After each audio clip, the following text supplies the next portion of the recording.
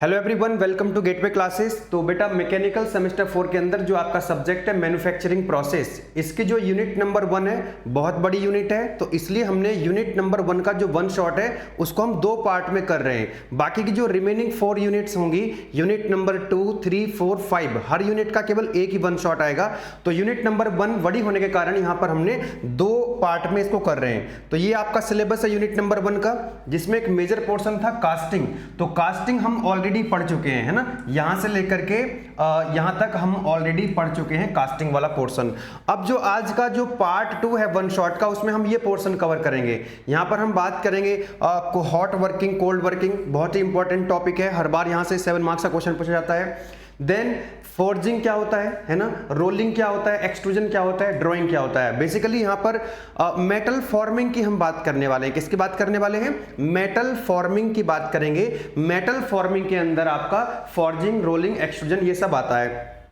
तो जो remaining part है हमारा आज पार्ट 2 में हमारा बेटा कवर हो रहा होगा, ठीक है। तो मेटल फॉर्मिंग का मतलब आप समझेंगे। पहले मेटल को फॉर्म करना है, मेटल को फॉर्म करना है। देखिए, मैंने आपको स्टार्टिंग में बताया था कि मैन्युफैक्चरिंग प्रोसेस जो होता है, तो रॉ मटेरियल को फाइनल प्रोडक्ट में, है ना, रॉ मटेरियल को फाइनल प्रोडक्ट में जब हम कन्वर्ट करते हैं, that process is known as manufacturing process. इसके अंदर कई तरह की टेक्निक्स होती हैं, कई तरह के प्रोसेस होते हैं, जैसे कास्टिंग जो कि हम ऑलरेडी पढ़ चुके हैं, वेल्डिंग होता है, वेल्डिंग से भी हम मैन्युफैक्चरिंग करते हैं, मशीनिंग होता है, lathe machine, CNC, shaper, planer, तो मशीनिंग से भी हम क्या करते हैं, मैन्युफैक्चरिंग करते हैं। उनमें से एक आता है आपका मेटल फॉर्मिंग। तो यहां पर जो मेटल फॉर्मिंग है, देखिए सारे जो प्रोसेस होते हैं, सभी टेक्निक्स को मैन्युफैक्चरिंग करने का तरीका अपना अलग अलग होता है। तो मेटल फॉर्मिंग के अंदर हम क्या करते हैं, मेटल को डिफॉर्म करते हैं प्लास्टिकली। मेटल की किसी भी ऑब्जेक्ट को जो डिजायर्ड शेप एंड साइज है उसको ऑब्टेन करने के लिए हम प्लास्टिकली डिफॉर्म करते हैं, परमानेंटली डिफॉर्मेशन कर देते हैं। अब इसके अंदर पहला आता है यहां पर कि 4 important forming techniques are rolling. Rolling में कैसे करते हैं मेटल को डिफॉर्म, है ना। आप देखते हैं कि यहां पर दो रोल है और दो रोल जो है वो अपोजिट डायरेक्शन में रोल कर रहे हैं। अपोजिट डायरेक्शन में क्या कर रहे हैं, रोटेट कर रहे हैं, और उनके बीच से हम वर्कपीस को पास करा रहे हैं। तो वर्कपीस का जो क्रॉस सेक्शन एरिया वो क्या हो रहा है, कम हो रहा है, यानी कि डिफॉर्मेशन हो रहा है यहां पे। The process of plastically deforming metal by passing between the rolls. किसी वर्कपीस को हम रोल के बीच से पास कराते हैं, है ना, दैट इज कॉल्ड रोलिंग। दूसरा आता है फोर्जिंग। फोर्जिंग मतलब यहां पर आप देख सकते हैं कि दो डाई हैं, ये एक लोअर डाई है, एक अपर डाई है, इसके बीच में हमने वर्कपीस को रख दिया और इसको हमने फिक्स कर दिया, और फिक्स डाई के ऊपर हमने वर्कपीस को रखा और दूसरी डाई से हमने इसके ऊपर फोर्स लगाया। तो वर्कपीस क्या करेगा, वर्कपीस के ऊपर फोर्स लगेगा तो ये डिफॉर्म हो जाएगा, परमानेंटली डिफॉर्मेशन आ जाएंगे। The workpiece is compressed between two opposing die to obtain the desired shape and size. Desired shape and size के लिए, desired shape and size obtain करने के लिए यहां पर हम दो क्या करते हैं, दो डाई के बीच में इसको प्रेस कराते हैं, ठीक है। तो फोर्जिंग के अंदर क्या करते हैं, हम दो डाई के बीच में वर्कपीस को रखते हैं और उसको कंप्रेस करते हैं, तो desired shape and size obtain हो जाता है। नेक्स्ट आता है बेटा एक्सट्रूजन। एक्सट्रूजन को ऐसे समझ सकते हैं जैसे टूथपेस्ट होता है ना, एक ट्यूब होती है, उसके अंदर पेस्ट है, उसके अंदर पेस्ट भरा हुआ है, तो आप क्या करते हैं, उस ट्यूब को प्रेस करते हैं, है ना, कंप्रेसिव फोर्स लगाते हैं, और वहां से क्या होता है, पेस्ट बाहर निकल जाता है, पेस्ट बाहर निकल जाता है। और जब पेस्ट बाहर निकलता है तो उस पेस्ट की जो शेप होती है वो कैसी होती है, सिलिंड्रिकल शेप होती है, क्योंकि जो पेस्ट बाहर निकल रहा है वहां पर जो ओपनिंग है, पेस्ट की जो ट्यूब है, ट्यूब पर जो ओपनिंग है जहां से पेस्ट बाहर निकल रहा है वो सर्कुलर है। तो इसमें भी क्या होता है, एक्सट्रूजन के अंदर the work material is forced flow through the die opening taking its shape. जैसे यहां पर आप देख सकते हैं ये ट्यूब है, यहां पर हमने वर्कपीस को रखा और रैम से यहां पर इसके ऊपर फोर्स लगाया, और यहां पर जो ओपनिंग है इस तरह से ये वर्कपीस जो है बाहर निकल रहा है ना, मेटल को यहां रखा और वर्कपीस बाहर निकल रहा है। इसकी शेप कैसी होगी बेटा, सिलिंड्रिकल शेप होगी, जैसे टूथपेस्ट में होती है। अगर यहां पर ओपनिंग इसकी रेक्टेंगुलर कर दोगे या स्क्वायर शेप कर दोगे तो जो पेस्ट बाहर निकलेगा तो वो सर्कुलर नहीं निकलेगा, फिर उसकी जो शेप होगी, उसका जो क्रॉस सेक्शन होगा वो रेक्टेंगुलर या स्क्वायर हो जाएगा। तो डिपेंड करेगा कि किस क्रॉस सेक्शन का, क्रॉस सेक्शन कैसा चाहिए, उस टाइप की हम यहां पर डाई की ओपनिंग बना देते हैं। नेक्स्ट आता है इसमें ड्राइंग। ड्राइंग का मतलब ये होता है कि किसी रॉड को, किसी बार को हम क्या करते हैं, पुलिंग फोर्स लगाते हैं, टेंसाइल फोर्स लगाते हैं और खींच के उसको वायर में कन्वर्ट कर देते हैं, मतलब डायामीटर को रिड्यूस करते हैं। यहां पर आप देख सकते हैं ये कोई कोई वर्क पीस है और यहाँ पर हमने इसके डाई के पीस से पास कराया और यहाँ पर हमने इसको टेंसाइल फोर्स लगाया, इसको खींचना स्टार्ट किया, तो यहाँ पर देखो डायमीटर इसका कम हो गया है। तो डायमीटर ऑफ अ वायर और बार इज रिड्यूस्ड, वायर का या रॉड का, बार का डायमीटर जब हम रिड्यूस करते हैं पुल करके, खींच करके, तो उसको बोलते हैं ड्रॉइंग। तो बेटा मेटल फॉर्मिंग के अंदर ये 4 मेन टेक्निक्स आती हैं, ये 4 मेन प्रोसेस आते हैं। कौन कौन से?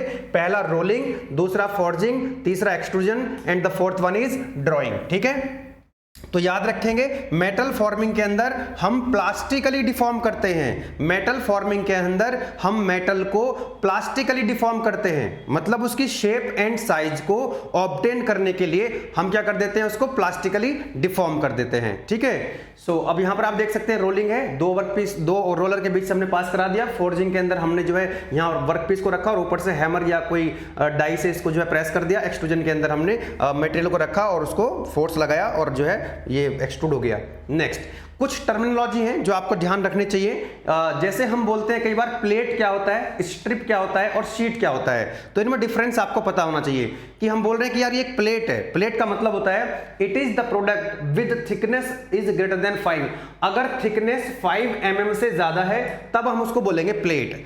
थिकनेस अगर 5 मिलीमीटर से ज्यादा है तो उसको प्लेट बोला जाता है। अगर थिकनेस 5 mm से कम है, अगर थिकनेस 5 mm से कम है तो उसको बोला जाएगा शीट या फिर बोला जाएगा स्ट्रिप।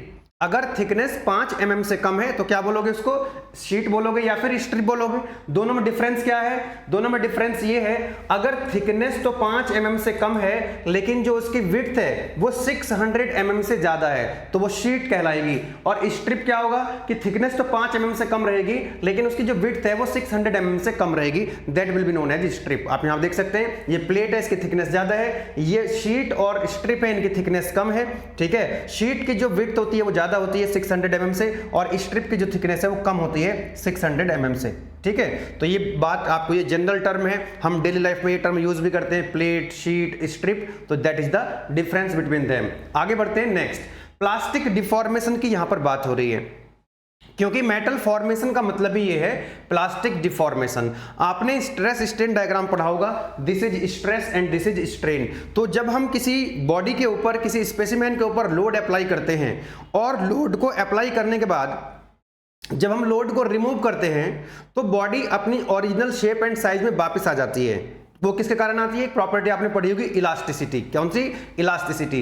कि elasticity is the property of material by virtue of which the material will regain its original shape and size. कि जो बॉडी है वो अपनी ओरिजिनल शेप एंड साइज में वापस आ जाती है, वो अपनी ओरिजिनल कॉन्फ़िगरेशन को ओरिजिनल कॉन्फ़िगरेशन में आ जाती है जब हम लोड को रिमूव करते हैं। हमने और ज्यादा लोड अप्लाई किया, जैसे मान लीजिए ये आयरन की रॉड है, हमने इसके ऊपर और लोड अप्लाई किया, लोड को रिमूव कर दिया, फिर से ये अपनी ओरिजिनल शेप एंड साइज में वापस आ गई। जैसे स्प्रिंग को आप खींचते हो, स्प्रिंग को छोड़ते हो तो वापस अपनी ओरिजिनल शेप में आ जाता है। तो ऐसा कब तक होता रहेगा कि भाई एक लिमिट ऐसी आएगी कि आपने इतना लोड लगा दिया कि उस लोड के ऊपर और उस लिमिट के बियॉन्ड अगर आप लोड अप्लाई करोगे तो क्या होगा, तो लोड रिमूव करने के बाद बॉडी अपनी ओरिजिनल शेप एंड साइज में वापस नहीं आ पाएगी, यानी बॉडी के अंदर परमानेंट डिफॉर्मेशन हो जाएंगे, परमानेंट डिफॉर्मेशन हो जाएंगे, तो उसको बोलते हैं प्लास्टिक डिफॉर्मेशन। एक होता है इलास्टिक डिफॉर्मेशन, एक होता है प्लास्टिक डिफॉर्मेशन। ठीक है ना, तो यहां पर आप देखिएगा ये जो एक लिमिट होती है, यहां पर ई लिखा हुआ इलास्टिक लिमिट। तो इलास्टिक लिमिट वो लिमिट होती है कि जिस लिमिट तक हम लोड अप्लाई करते हैं और लोड को रिमूव करने पर बॉडी अपनी ओरिजिनल शेप एंड साइज में वापस आ जाती है, तो वो होती है इलास्टिक लिमिट। ठीक है ना, इलास्टिक लिमिट। तो यहां तक जो डिफॉर्मेशन होंगे, आपने लोड अप्लाई किया, डिफॉर्मेशन हुए, लोड को रिमूव किया, डिफॉर्मेशन गायब हो गए। पर कौन से थे ये थे आपके टेम्परेरी डिफॉर्मेशन। लोड अप्लाई कर रहे हो और लोड को रिमूव करके डिफॉर्मेशन गायब हो जा रहे हैं, डिसअपियर हो जा रहे हैं, बॉडी अपनी ओरिजिनल शेप में वापस आ जा रही है। Those are temporary deformation, permanent deformation नहीं है। लेकिन इस इलास्टिक लिमिट के बियॉन्ड अगर आप और ज्यादा लोड अप्लाई करोगे तो फिर क्या होगा, बॉडी के अंदर परमानेंट डिफॉर्मेशन आ जाएंगे, परमानेंट डिफॉर्मेशन आ जाएंगे। तो इलास्टिक लिमिट तक तो होते हैं इलास्टिक डिफॉर्मेशन, जो कि टेम्पररी डिफॉर्मेशन होते हैं, वापस अपनी ओरिजिनल शेप एंड साइज वापस आ जाती है। लेकिन इलास्टिक लिमिट के बाद जो डिफॉर्मेशन होते हैं वो होते हैं plastic deformation, permanent deformation, permanent deformation. Body की जो शेप एंड साइज है वो क्या होगी, चेंज हो जाएगी, लोड को रिमूव करके वापस अपनी ओरिजिनल कॉन्फ़िगरेशन में नहीं आ पाएगी। और मेटल फॉर्मिंग के अंदर हम प्लास्टिक डिफॉर्मेशन ही करते हैं, चाहे वो एक्सट्रूजन हो, चाहे वो रोलिंग हो, चाहे वो वायर ड्राइंग हो, चाहे वो फोर्जिंग हो, सभी के अंदर क्या होता है, प्लास्टिक डिफॉर्मेशन होता है। ठीक है, चलिएगा आगे बढ़ते हैं। बल्क डिफॉर्मेशन प्रोसेस, अब इसके अंदर भी जो हमारा रोलिंग है, जो हमारा एक्सट्रूजन है, वायर ड्राइंग है, फोर्जिंग है, इसके अंदर बल्क डिफॉर्मेशन होता है, ज्यादा डिफॉर्मेशन होता है। ठीक है, तो these process involve a large amount of plastic deformation, यहां पर बहुत ज्यादा डिफॉर्मेशन हमको करना पड़ता है, बल्क मतलब ज्यादा। The cross section of the work piece changes without volume change, यहां पर हम वॉल्यूम को चेंज किए बिना वर्क पीस का जो क्रॉस सेक्शन है उसको चेंज कर देते हैं। जैसे यहां पर ये जो है वर्क पीस जा रहा है, इसका देखो क्रॉस सेक्शन एरिया कम कर दिया है, लेकिन वॉल्यूम चेंज नहीं होगा, वॉल्यूम चेंज नहीं होगा, जितना वॉल्यूम इसके अंदर एंटर करेगा उतना वॉल्यूम एग्जिट होगा। इसी तरह से एक्सट्रूजन में भी क्या होगा, जितना वॉल्यूम यहां से एंटर करेगा उतना वॉल्यूम एग्जिट होगा, लेकिन जो क्रॉस सेक्शन एरिया है, जो क्रॉस सेक्शन एरिया है वो क्या होगा बेटा, चेंज हो जाएगा। तो the cross section of the workpiece change without volume change, बिना वॉल्यूम चेंज किए। The ratio of cross section per cross section area volume is small, तो क्रॉस सेक्शन एरिया और वॉल्यूम का जो रेशियो होता है बहुत कम होता है। फॉर मोस्ट ऑपरेशंस हॉट और warm working conditions are preferred although some operations are carried out at room temperature. कहने का मतलब ये है कि इनमें से जो प्रोसेस आप देख रहे हैं ये हॉट वर्किंग कंडीशन में ही ऑपरेशन परफॉर्म किए जाते हैं, कुछ केसेस में, कुछ कंडीशंस में यहां पर कोल्ड वर्किंग भी की जाती है। नेक्स्ट आता है आपका sheet forming process. Sheet forming process का मतलब क्या होता है कि भाई शीट की शेप को चेंज करना है, जो एक शीट है आपके पास, शीट के ऊपर आपको वर्क करना है, शीट की जो शेप एंड साइज है उसको चेंज करना है। तो यहां पर एक डाई होती है, डाई के ऊपर आपने जो है वर्कपीस को रखा, शीट को रखा और पंच अप्लाई कर दिया ऊपर से, तो आपने देखा यहां पर ये वी शेप का बन गया। इसी तरह से ये डाई है, यहां पर आपने वर्कपीस को रखा तो यहां पर इसने जो है पंच अप्लाई किया, तो जो शीट है उसकी शेप एंड साइज कुछ क्या कर दिया, यहां पर चेंज कर दिया है। नाउ तो in sheet metal working operation the cross section of the workpiece does not change, यहां पर क्रॉस सेक्शन चेंज नहीं होता है। जैसे शीट है तो शीट का क्रॉस सेक्शन एरिया चेंज नहीं होगा, जैसे यहां पर आप देख रहे थे, अभी यहां पर आप देख रहे थे तो क्रॉस सेक्शन, इसका जो क्रॉस सेक्शन था यहां पर क्रॉस सेक्शन एरिया चेंज हो रहा था, यहां भी क्रॉस सेक्शन एरिया चेंज हो रहा था, यहां भी क्रॉस सेक्शन, यहां भी क्रॉस सेक्शन एरिया चेंज हो रहा है, लेकिन शीट मेटल के अंदर जो क्रॉस सेक्शन है वो चेंज नहीं होता है, उसकी शेप चेंज हो जाती है, उसकी शेप चेंज हो जाती है। ठीक है, वही लिखा है इन शीट। अब देखो यहां पर ये शीट है, इसका क्रॉस सेक्शन एरिया चेंज थोड़ी ना हो रहा है, इसकी शेप चेंज हो रही है।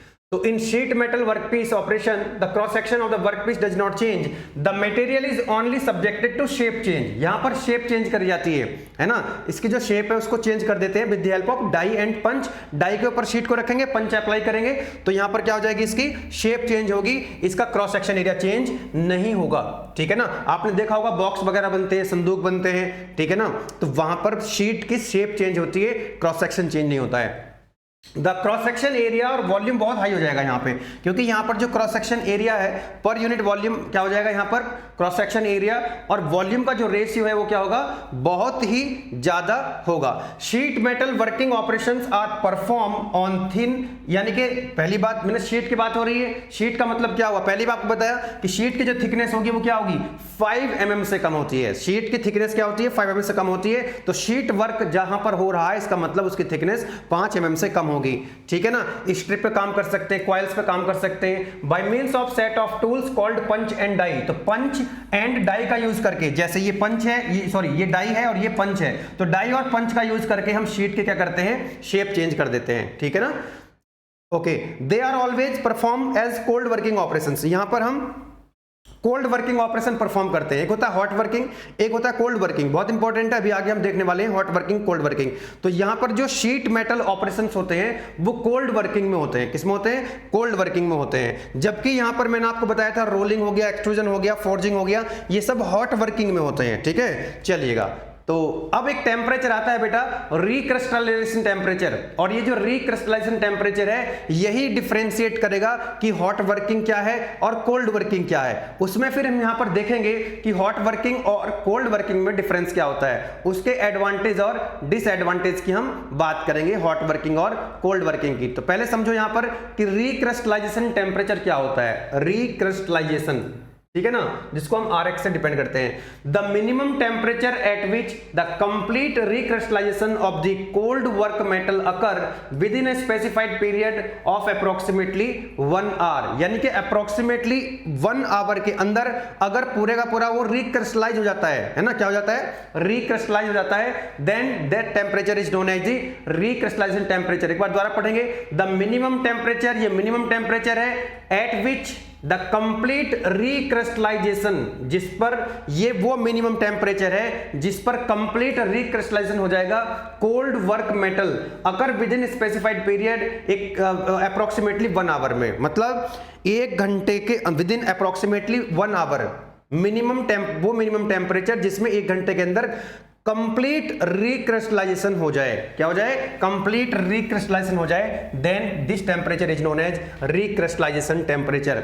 अब सुनो ध्यान से, if the working is above the recrystallization temperature then it is called hot working process.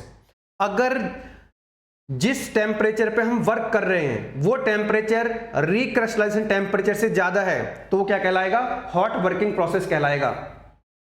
अगर वर्किंग टेम्परेचर रिक्रिस्टलाइजेशन टेम्परेचर से कम है then it will be known as cold working process. If the working below the recrystallization temperature then it is called cold working process. कोई दिक्कत वाली बात नहीं है।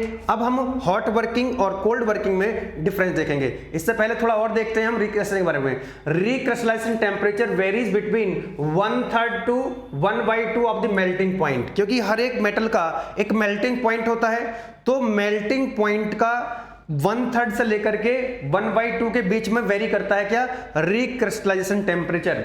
फॉर प्योर मेटल के लिए ये 0.3 इंटू मेल्टिंग पॉइंट है ना, कि भाई किसी भी मटेरियल का जो एक मेल्टिंग पॉइंट होता है उसको 0.3 से अगर आप मल्टीप्लाई कर देंगे फॉर प्योर मेटल के लिए तो उसका रिक्रिस्टलाइजेशन टेम्परेचर आपको पता लग जाएगा। ये अलॉय के लिए लिखा हुआ है 0.5 से मल्टीप्लाई कर देंगे। ये लेड और टिन के लिए लिखा हुआ है ना, तो इसको याद करने की जरूरत नहीं, थोड़ा बेसिक आइडिया आपको रहना चाहिए कि जो रिक्रिस्टलाइजेशन टेम्परेचर है मेल्टिंग पॉइंट पे डिपेंड करता है। क्या करता है, मेल्टिंग पॉइंट पे डिपेंड करता है। चलिएगा आगे बढ़ते हैं। Advantages of cold working process. देखिए कोल्ड वर्किंग प्रोसेस के एडवांटेज एक बार देखते हैं, उसके बाद हम हॉट वर्किंग की बात करेंगे। तो पहली बात तो यहां पर बेटर एक्यूरेसी आएगी। क्या आएगी, बेटर एक्यूरेसी आएगी, क्लोज टॉलरेंसेस आएंगी, यानी कि जो प्रोडक्ट आप बना रहे हो उसकी एक्यूरेट डायमेंशन आपको मिलेंगी, उसकी एक्यूरेट डायमेंशन आपको मिल जाएंगी, बेटर एक्यूरेसी आपको मिल जाएगी। सरफेस फिनिश भी क्या मिलेगी आपको, अच्छी सरफेस फिनिश मिलेगी, क्योंकि deformation as compare to hot working यहां पर कम होते हैं। तो यहां पर जब डिफॉर्मेशन कम होंगे तो ऑब्वियसली यहां पर बेटर सरफेस फिनिश आपको मिलेगी, यहां पर ऑक्सीडेशन भी नहीं होता है। Strain hardening increases the strength and hardness.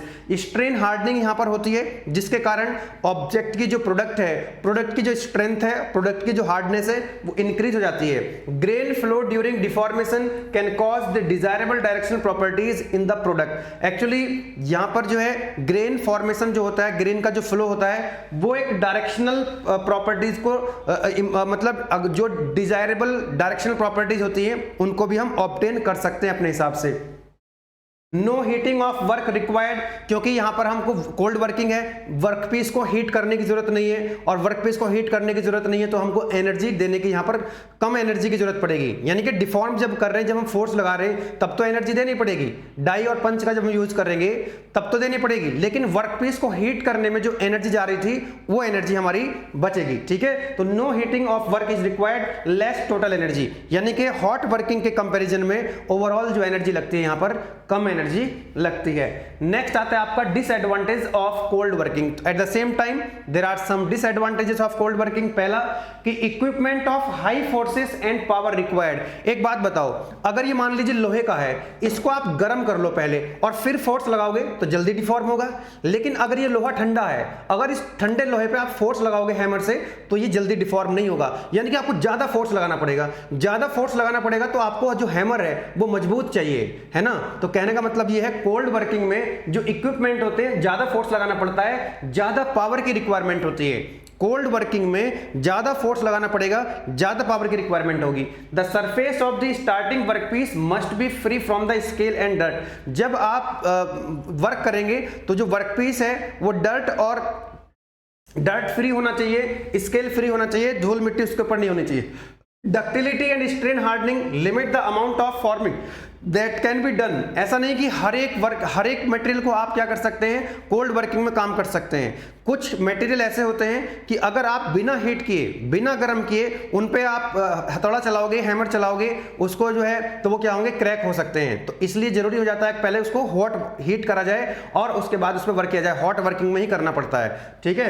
तो डक्टिलिटी, अगर मान लीजिए डक्टिलिटी ब्रिटल मटेरियल है, ब्रिटल मटेरियल के ऊपर आप हैमर चलाओगे तो वो क्या हो जाएंगे, क्रैक हो जाएंगे। तो डक्टिलिटी होना उसके अंदर जरूरी है।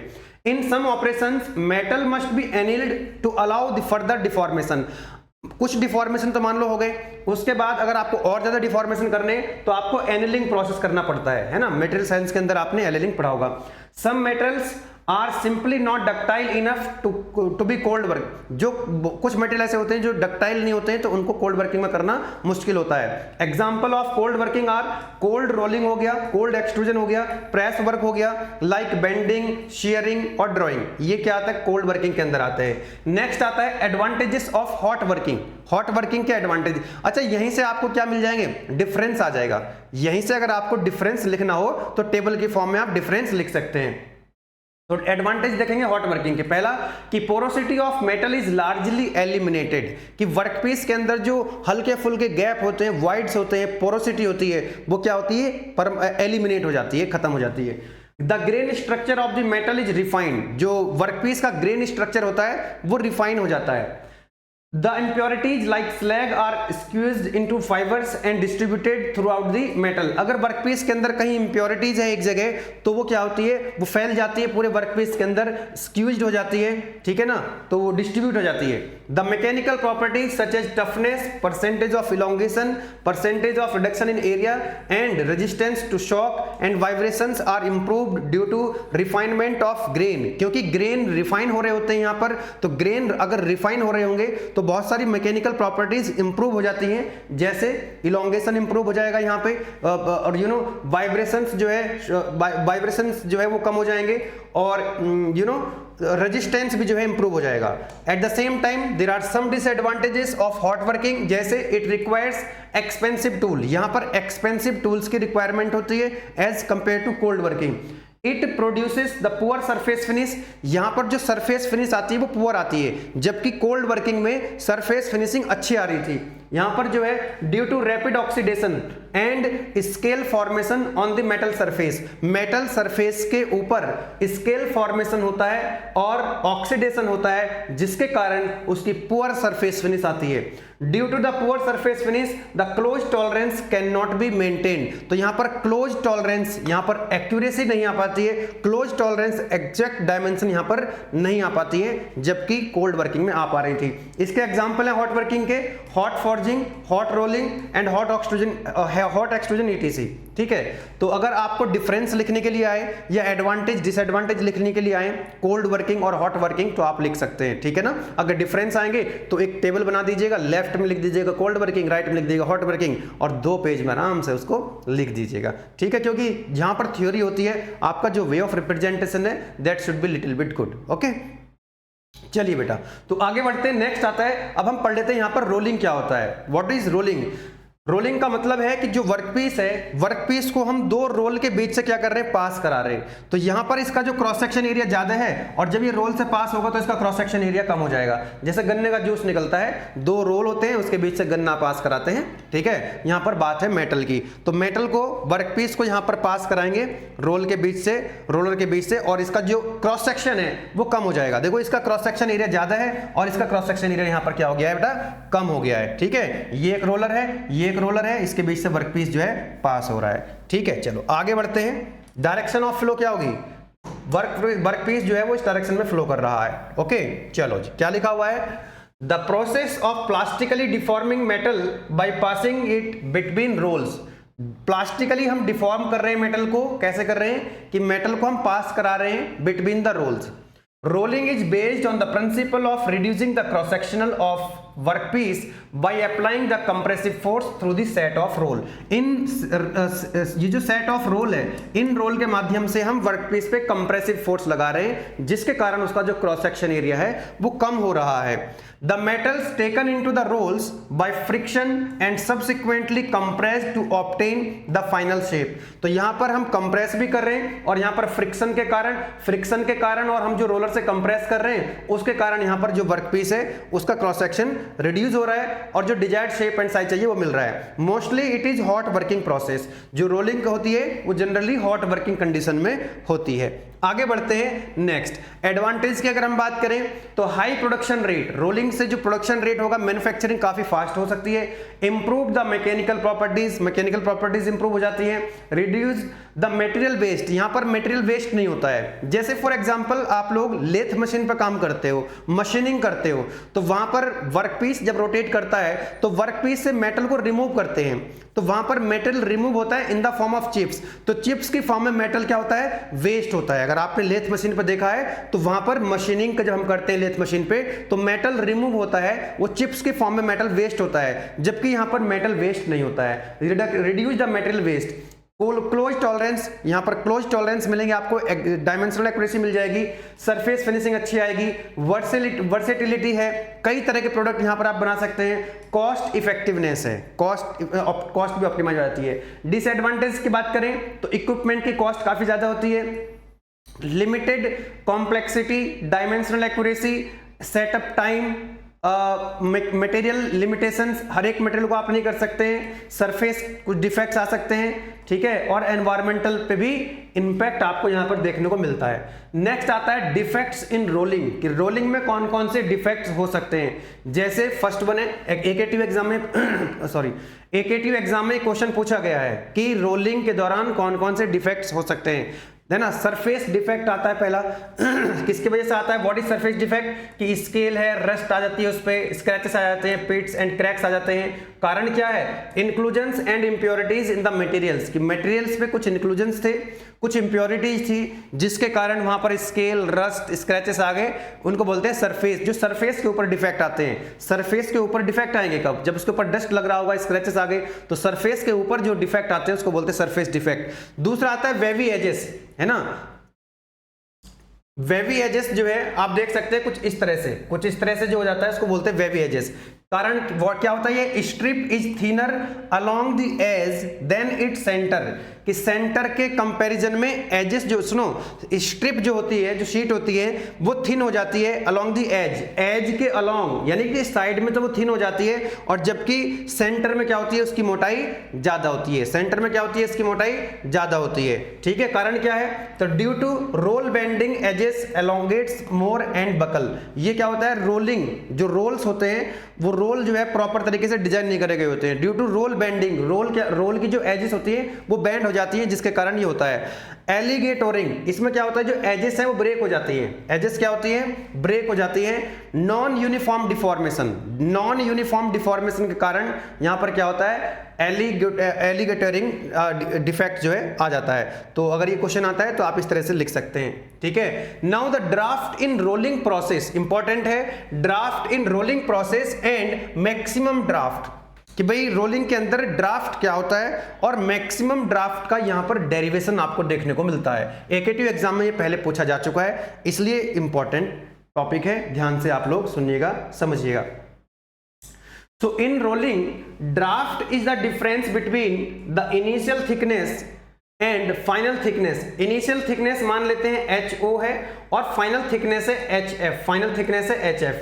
तो ये हो गया इसका ड्राफ्ट। ये क्या हो गया? ड्राफ्ट हो गया। ड्राफ्ट का मतलब है कि ये जो आपका वर्कपीस था बेटा, ये जो वर्कपीस था, ये जो आप देख रहे हैं वर्कपीस है, इसकी जो यहां पर थिकनेस है उसको मान लेते हैं H0, और जो फाइनल थिकनेस है वो क्या हो गई? HF हो गई।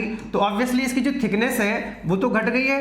थिकनेस क्या हो गई है? इसकी घट गई है। तो इन दोनों का जो डिफरेंस है, ओरिजिनल थिकनेस माइनस के फाइनल थिकनेस, इन दोनों का जो डिफरेंस है that is called draft. That is called draft. इसी को हम क्या कहते हैं? ड्राफ्ट कहते हैं, ठीक है। इसी को क्या कहते हैं? ड्राफ्ट कहते हैं।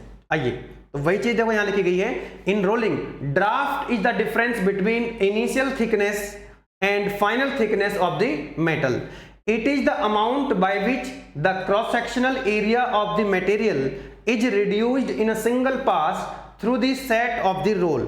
कि एक सिंगल पास में कितना क्रॉस सेक्शन एरिया रिड्यूस हुआ है, तो उसकी थिकनेस कितनी वहां पर कम हो गई है। तो यहां पर हम एक मान लेते हैं कि जो H नॉट है that is initial thickness of the work piece, HF जो है final thickness of the work piece, V naught जो है वो इनिशियल वेलोसिटी है वर्क पीस की, VF है जो है फाइनल वेलोसिटी है वर्क पीस की, अल्फा जो है बाइट एंगल है, एंड म्यू जो है वो कोएफिशिएंट ऑफ फ्रिक्शन है, आर जो होगा यहाँ पर रेडियस ऑफ द रोलर होगा, एंड ओमेगा जो होगा रेडियस पर सेकंड 2πr/60 होगा, एंड जो वीएस होगा that is omega R, that is the linear velocity of the roller. इस डायग्राम को मैंने यहाँ पर देखो बनाया हुआ है, ध्यान से आप ऑब्जर्व करेंगे, ये एक रोलर है, ये दूसरा रोलर है, इन दोनों रोलर के बीच में से ये वर्कपीस जो है बेटा पास हो रहा है। इस वर्कपीस की जो ओरिजिनल थिकनेस है वो H नॉट है, और जब ये पास हो रहा है रोलर के बीच से तो फाइनल थिकनेस इसकी कितनी होगी, HF होगी। बोलो यस और नो? यस। इस रोलर की, दोनों रोलर जो है इनकी रेडियस कितनी है बेटा, R है। रोलर की जो रेडियस है वो कितनी है, रोलर की रेडियस है R, कोई दिक्कत वाली बात नहीं है। ओके, इसकी जो इनिशियल वेलोसिटी है वो V नॉट है, और इसकी जो फाइनल वेलोसिटी है वो है VF फाइनल वेलोसिटी। ओके, और यहां पर जो इसकी रोलर की जो लीनियर वेलोसिटी है वो है VR। तो आप मुझे बता सकते हैं, देखो मैंने यहां पर लिखा भी है, VS क्या है बेटा, linear velocity of the roller. VS क्या है, linear velocity of the roller. अब आप मुझे बताओ वेलोसिटी इस वाले पोर्शन की वेलोसिटी ज्यादा होगी या फिर इस वाले पोर्शन की वेलोसिटी ज्यादा होगी, और जो रोलर की लीनियर वेलोसिटी है यहां पर, जहां पॉइंट ऑफ कांटेक्ट है यहां पे, किसकी वेलोसिटी ज्यादा होगी? ऑब्वियसली ये वाली वेलोसिटी ज्यादा होगी क्योंकि इसका क्रॉस सेक्शन एरिया कम हो चुका है। ये वाली वेलोसिटी सबसे ज्यादा होगी, सबसे कम वेलोसिटी ये होगी। यानी कि अगर मैं ये कहूं कि इस पॉइंट पे इसकी वेलोसिटी जो है वो रोलर की लीनियर वेलोसिटी है, यहां पे रोलर की लीनियर वेलोसिटी है VR, यहां पे VR is the linear velocity of the roller, और यहां पर VF है, यहां पर V नॉट। तो मैं कह सकता हूं कि VF की वैल्यू सबसे ज्यादा होगी, उसके बाद यहां पर जो वेलोसिटी है VR, और यहां पर वेलोसिटी है V नॉट। तो फाइनल वेलोसिटी जो होगी वो ज्यादा होगी। ओके, कोई दिक्कत यहां तक नहीं है। आइए आगे देखते हैं।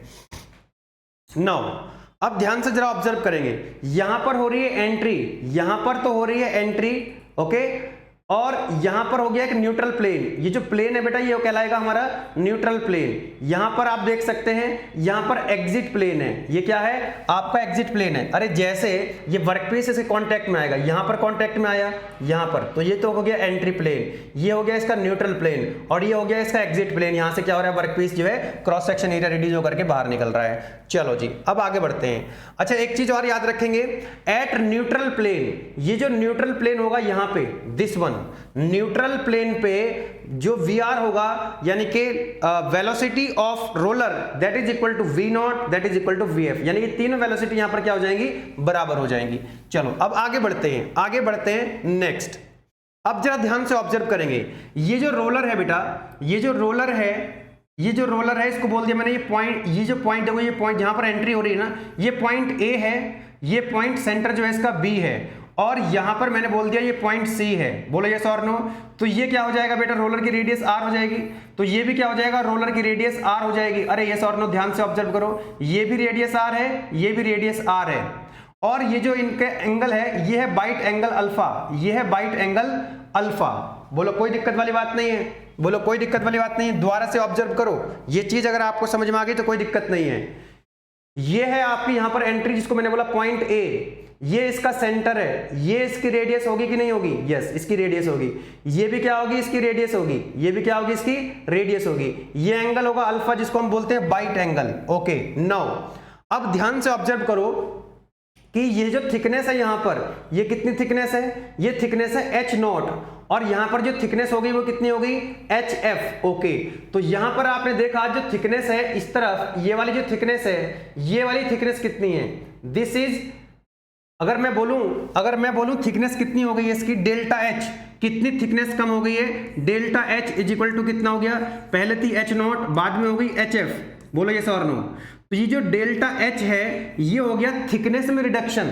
डेल्टा एस जो है सिंगल पास में कितना रिडक्शन हो गया, डेल्टा एच।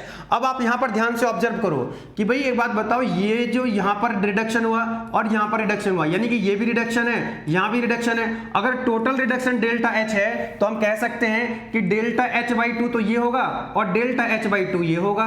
बोलो यस और नो। ये बात समझ में आ गई, ये बात समझ में आ गई कि ये जो रिडक्शन है यहां पे डेल्टा एच बाई 2 है, ये भी डेल्टा एच बाई 2 है, क्योंकि टोटल रिडक्शन डेल्टा एच है, टोटल रिडक्शन है delta H, H not minus H F. तो ये भी H by delta H by 2 और ये भी डेल्टा एच बाई 2। अब ध्यान से ऑब्जर्व करेंगे, ध्यान से ऑब्जर्व करेंगे यहां पे कि ये पॉइंट मेरा ए है, ये पॉइंट बी है और ये मेरा पॉइंट सी है। और यहां पर मैंने इस लाइन को जब आगे बढ़ाया तो ये मैंने बोला कि ये मेरा पॉइंट डी है, ये पॉइंट डी है। ये जो पॉइंट अगर मेरा डी है तो ये जो डिस्टेंस है बेटा, ये जो डिस्टेंस है, ये डिस्टेंस कितनी है, ये डिस्टेंस है डेल्टा एच बाई 2, ये डिस्टेंस है डेल्टा एच बाई 2।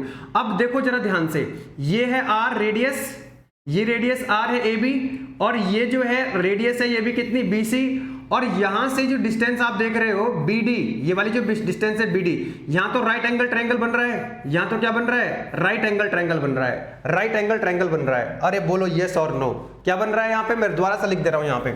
यहां पर अब मैं बात करूंगा यहां पर A B और D और ये, तो ये क्या बन गया मेरा, राइट एंगल ट्रायंगल बन गया।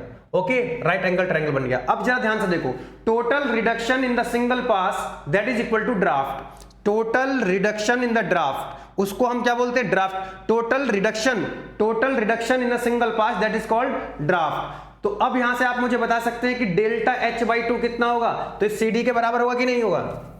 जो मैंने लिखा है ये है C और ये है D, तो CD क्या होगा, CD जो होगा वो डेल्टा एच बाई 2 होगा।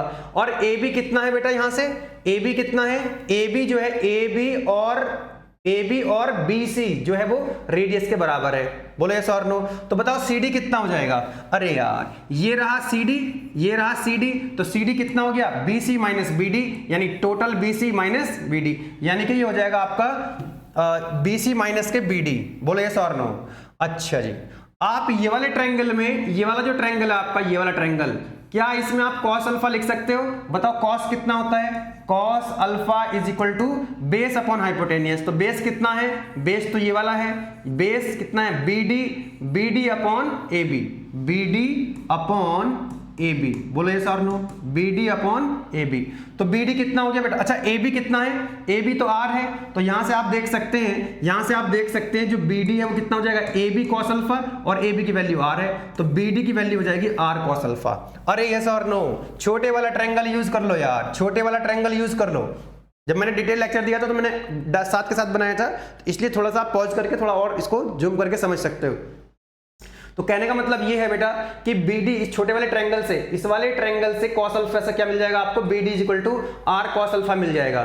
तो बताओ यहां पर डेल्टा एच बाई 2 कितना हो जाएगा, डेल्टा एच बाई 2 कितना हो जाएगा, कितना हो जाएगा डेल्टा एच बाई 2। यहां पे आप देख सकते हैं कि ये आपको डेल्टा एच बाई 2 निकालना है, तो डेल्टा एच बाई 2 कितना होगा, ये जो वैल्यू है ये टोटल R है, ये टोटल R है, इस टोटल R में से ये BD घटा दो। अरे यस और नो, ये देखो ये कैसे मिलेगा आपको, ये ऐसे मिलेगा कि ये टोटल R है, इसमें से आप BD घटा दो, BD घटा दो इसमें से आप, ठीक है ना। तो ये आपको मिल जाएगा CD कितना है, अरे CD जो है, CD डेल्टा एच बाई 2 है, CD जो है वो डेल्टा एच बाई 2 है, और CD कितना है, BC माइनस BD, और BC कितना है, दैट इज R, और BD कितना है, R cos अल्फा। तो यहां से डेल्टा एच देखो कितना आ गया, डेल्टा एच कितना आ गया, दैट इज 2 इधर चला जाएगा, तो 2 into R minus R cos alpha, R common ले लो, तो डेल्टा एच हो गया 2R 1 माइनस cos अल्फा। और 2R का मतलब क्या हो गया, R का डबल होता है, रेडियस का डबल होता है डायमीटर, तो delta H is equal to कितना हो गया, D into 1 minus cos alpha. ठीक है, तो सिंपल है, वीडियो को पॉज करके एक बार खुद से कर लीजिएगा, काम आपका बन जाएगा। बोलो कोई दिक्कत वाली बात नहीं है। ओके, एक चीज और याद रख सकते हैं, मैक्सिमम पॉसिबल ड्राफ्ट कितना होता है, what is maximum possible draft. तो मैक्सिमम पॉसिबल ड्राफ्ट होता है delta H maximum, that is mu square R equal to H naught minus HF minimum. एक बात बताओ, अगर मैक्सिमम पॉसिबल ड्राफ्ट कितना होगा कि ये अगर मिनिमम हो जाए, भाई ये तो पता है पहले से कितना है, अगर ये मिनिमम हो जाए सिंगल पास में तो h नॉट माइनस के h मिनिमम, ठीक है, तो क्या हो जाएगा, मैक्सिमम ड्राफ्ट हो जाएगा and that will be equal to mu square R, that will be equal to mu square R, ठीक है, म्यू स्क्वायर आर। ओके चलो जी आगे बढ़ते हैं। नेक्स्ट ये तो आपका इसको हम देखो पावर, देखो सुनो, पावर अगर आपको कैलकुलेट करनी हो जो रोलर है तो वो हो जाएगा 2 into T into omega. Omega क्या होता है 2 पाई एन ओवर 60। तो अगर किसी को न्यूमेरिकल करने हैं तो एक बार थोड़ा सा डिटेल वाला लेक्चर जो है इसको आप देख सकते हैं वहां से, हालांकि न्यूमेरिकल बहुत ज्यादा यहाँ से एकेटी में नहीं आते हैं, गेट में न्यूमेरिकल आते हैं, और जो डिटेल्ड वीडियो लेक्चर्स थे वहां पर मैंने यहाँ पर जो है न्यूमेरिकल भी कराए थे आपको जो ऑलरेडी गेट में आए हुए हैं, लेकिन एकेटी में यहाँ से न्यूमेरिकल बहुत रेयर आते हैं। ठीक है, अगर आया भी तो आपको बस ये ध्यान रखना है,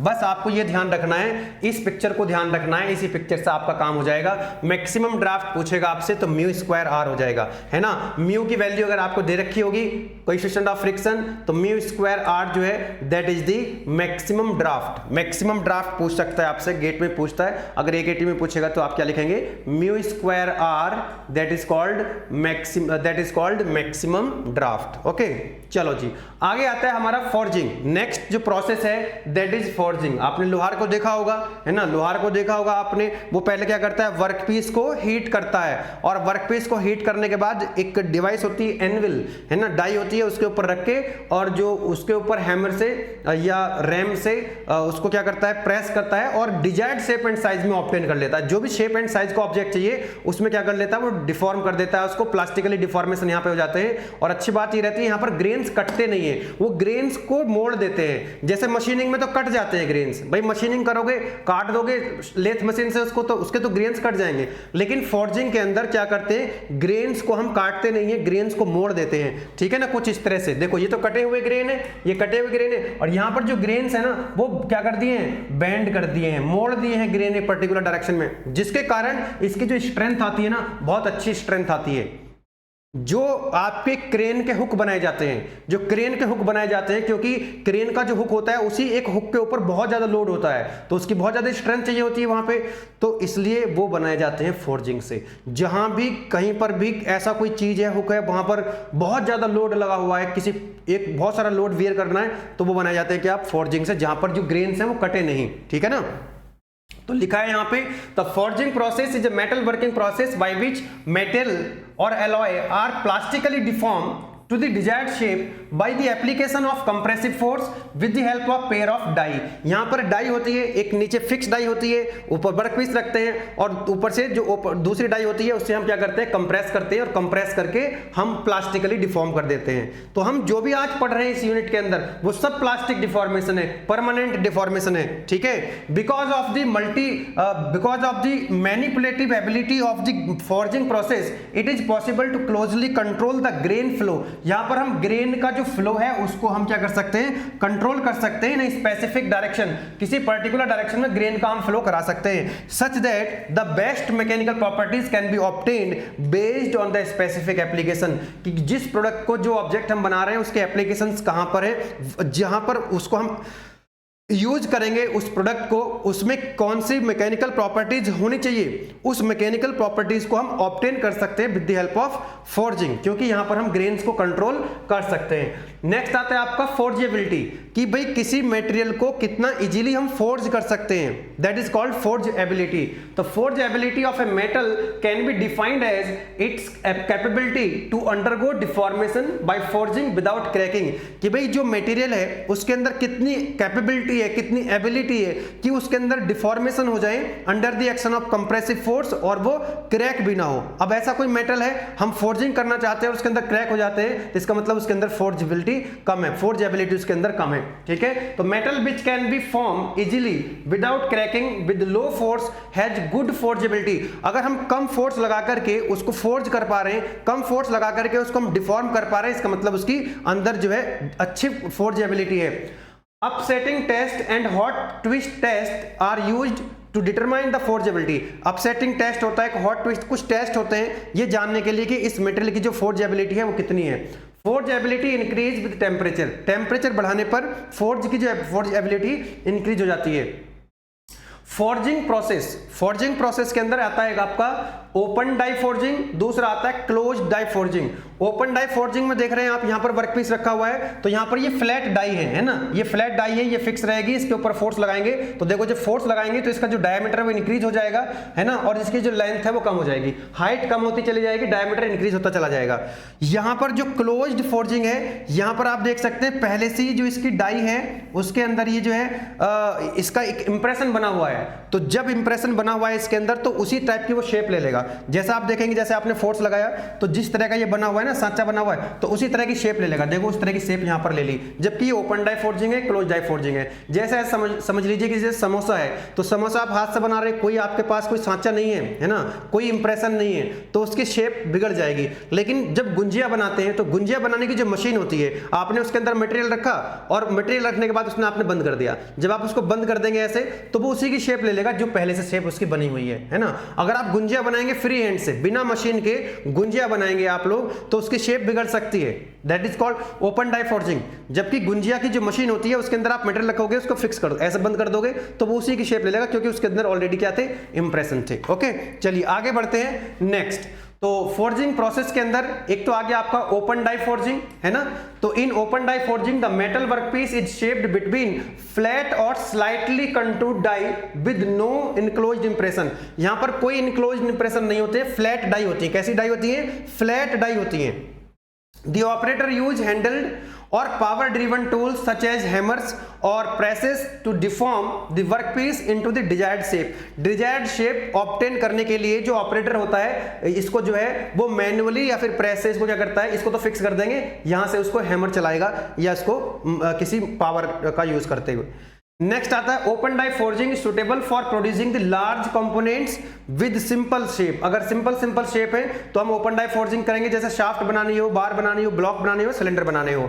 नेक्स्ट आता है आपका close die forging. Close die forging involves the shaping metal with in enclose die with specific cavities और इंप्रेशंस। क्योंकि यहां पर हम क्या करते हैं, स्पेसिफिक कैविटी, यहां पर देखो स्पेसिफिक कैविटीज के डाई के अंदर स्पेसिफिक कैविटी बनी हुई है ना, स्पेसिफिक इंप्रेशंस बने हुए हैं और उसी की शेप को क्या कर लेता है, ये ऑक्यूपाई कर लेता है। The die contain the desired shape of the final product. Die के अंदर जो होता है, डाई जो होती है उसी के अंदर शेप बनी होती है जो कि ऑब्जेक्ट की फाइनल शेप होती है।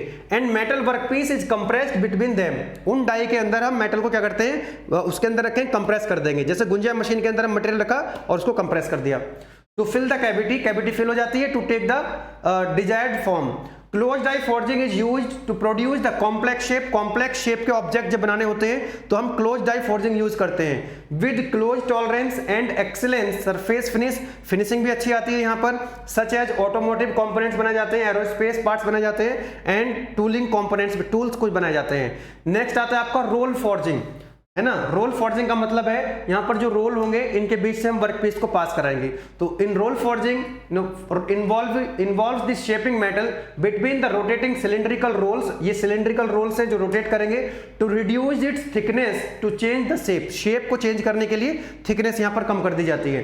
दो रोल हैं जो रोटेट कर रहे हैं, उनके बीच से वर्कपीस को पास कराते हैं। The metal workpiece is feed between the rolls which exert compressive force. ये दोनों क्या करेंगे, कंप्रेसिव फोर्स लगाएंगे और डिफॉर्म कर देंगे और ये इसकी जो लेंथ है वो क्या होगी, इंक्रीज होती चली जाएगी और इसका जो क्रॉस सेक्शन है वो डिक्रीज होता चला जाएगा। Roll forging is used to produce the long sections with uniform cross section. जब हमको यूनिफॉर्म क्रॉस सेक्शन के लॉन्ग कंपोनेंट बनाने होते हैं तब हम रोल फोर्जिंग का यूज करते हैं। जैसे कोई बार हो गई, रॉड हो गई, है ना, रेल हो गई, रेल की पटरियां हो गई, है ना, ये स्ट्रक्चरल शेप हम बनाते हैं यहाँ पे। नेक्स्ट आता है बेटा अपसेट फोर्जिंग, या फिर अपसेटिंग बोलते हैं या फिर हेडिंग बोलते हैं। जैसे यहाँ पर ये एक लोअर डाई है, इसको फिक्स कर दिया, ये वर्क पीस है और यहाँ पर ये अपर डाई है, अपर डाई के ऊपर फोर्स लगाएंगे तो ये क्या कर देगा, इसकी हाइट को कम कर देगा और जब हाइट को कम कर देगा तो इसका जो डायामीटर बढ़ जाएगा, यानी कि हाइट इसकी कम हो जाएगी और इसका जो क्रॉस सेक्शन है वो इंक्रीज हो जाएगा। तो उसको बोलते हैं क्या हम लोग, अपसेटिंग बोलते हैं, अपसेट फोर्जिंग बोलते हैं। क्या बोलते हैं, तो ये कहाँ बनाया जाता है, जैसे बोल्ट है तो बोल्ट का हम क्या करते हैं, ऊपर हेड बनाते हैं, तो बोल्ट वगैरह बनाने का काम कर रहे होते हैं, ठीक है ना।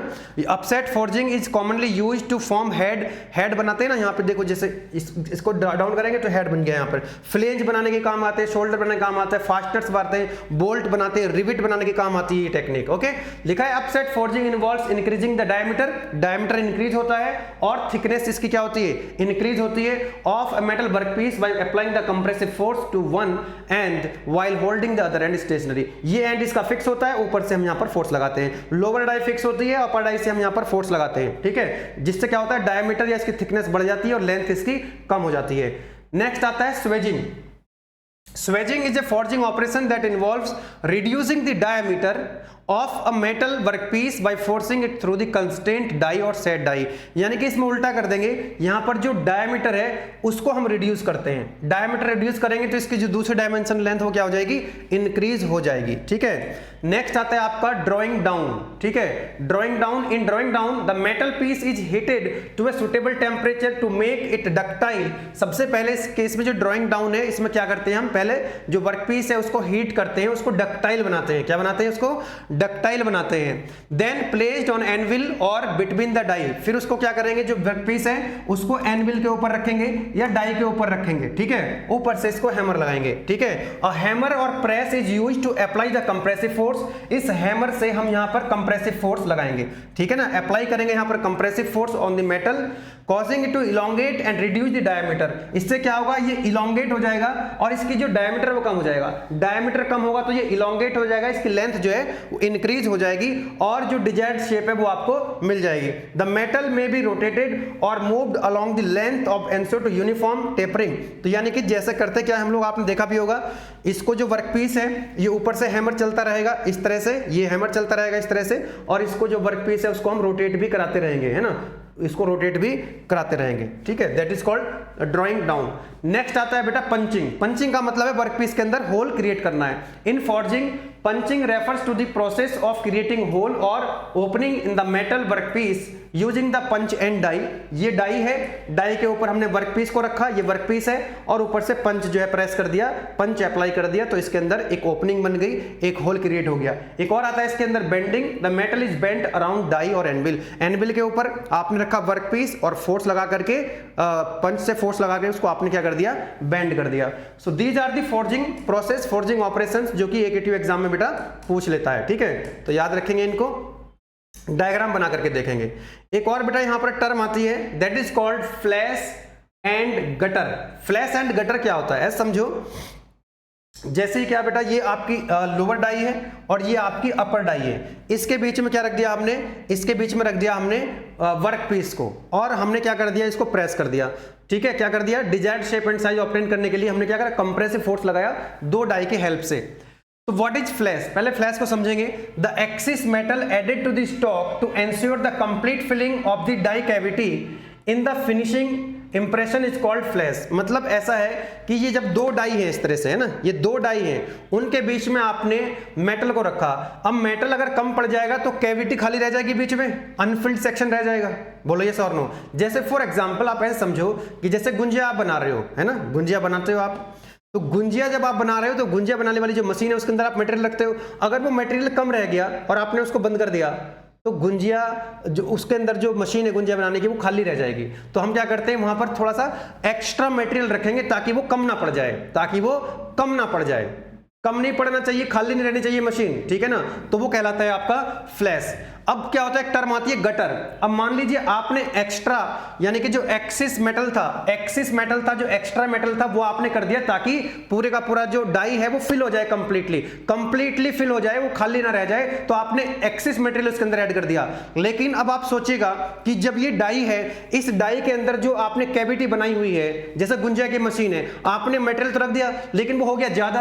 अगर ज्यादा हो जाएगा तो वो बंद ही नहीं हो पाएगी प्रॉपर तरीके से, तो जो डिजायर्ड शेप एंड साइज वो आ ही नहीं पाएगी। तो इसलिए उसी के अंदर क्या कर दिया कि प्रोविजन बना दिया कि जो एक्सिस मटेरियल कुछ अगर बच जाता है तो वो उसके अंदर चला जाए। जैसे यहां पर जो है ये फ्लैश था, ये फ्लैश था, तो ये है ना, ये एक्स्ट्रा मटेरियल है। अब ये एक्स्ट्रा मटेरियल कहाँ चला जाएगा? गटर के अंदर चला जाएगा। कहाँ पे चला जाएगा? गटर। तो गटर एक ऐसा प्रोविजन है जहां पर जो मटेरियल बच जाता है डाई को क्लोज करने के बाद, डाई को क्लोज करने के बाद है ना, वो कंप्लीटली फिल हो चुका है, लेकिन फिर भी कुछ मेटल अगर बच गया तो वो क्या कहाँ पे चला जाएगा? गटर में चला जाएगा। ठीक है ना। In addition to the flash, provision should be made in the die for additional space so that any excess metal can flow and help in complete closing of die. This is called gutter। भाई गुंजिया में अगर आपने metal ज्यादा भर दिया तो बंद ही नहीं हो पाएगी। तो ये जो दोनों डाई है, दोनों डाई कंप्लीटली क्लोज हो जाएं, कंप्लीटली क्लोज हो जाएं, तो एक्सेस मटेरियल जो है वो कहां चला जाएगा? गटर के अंदर चला जाएगा। ठीक है। So this is called flash and gutter. 2 number में आपसे पूछ सकता है।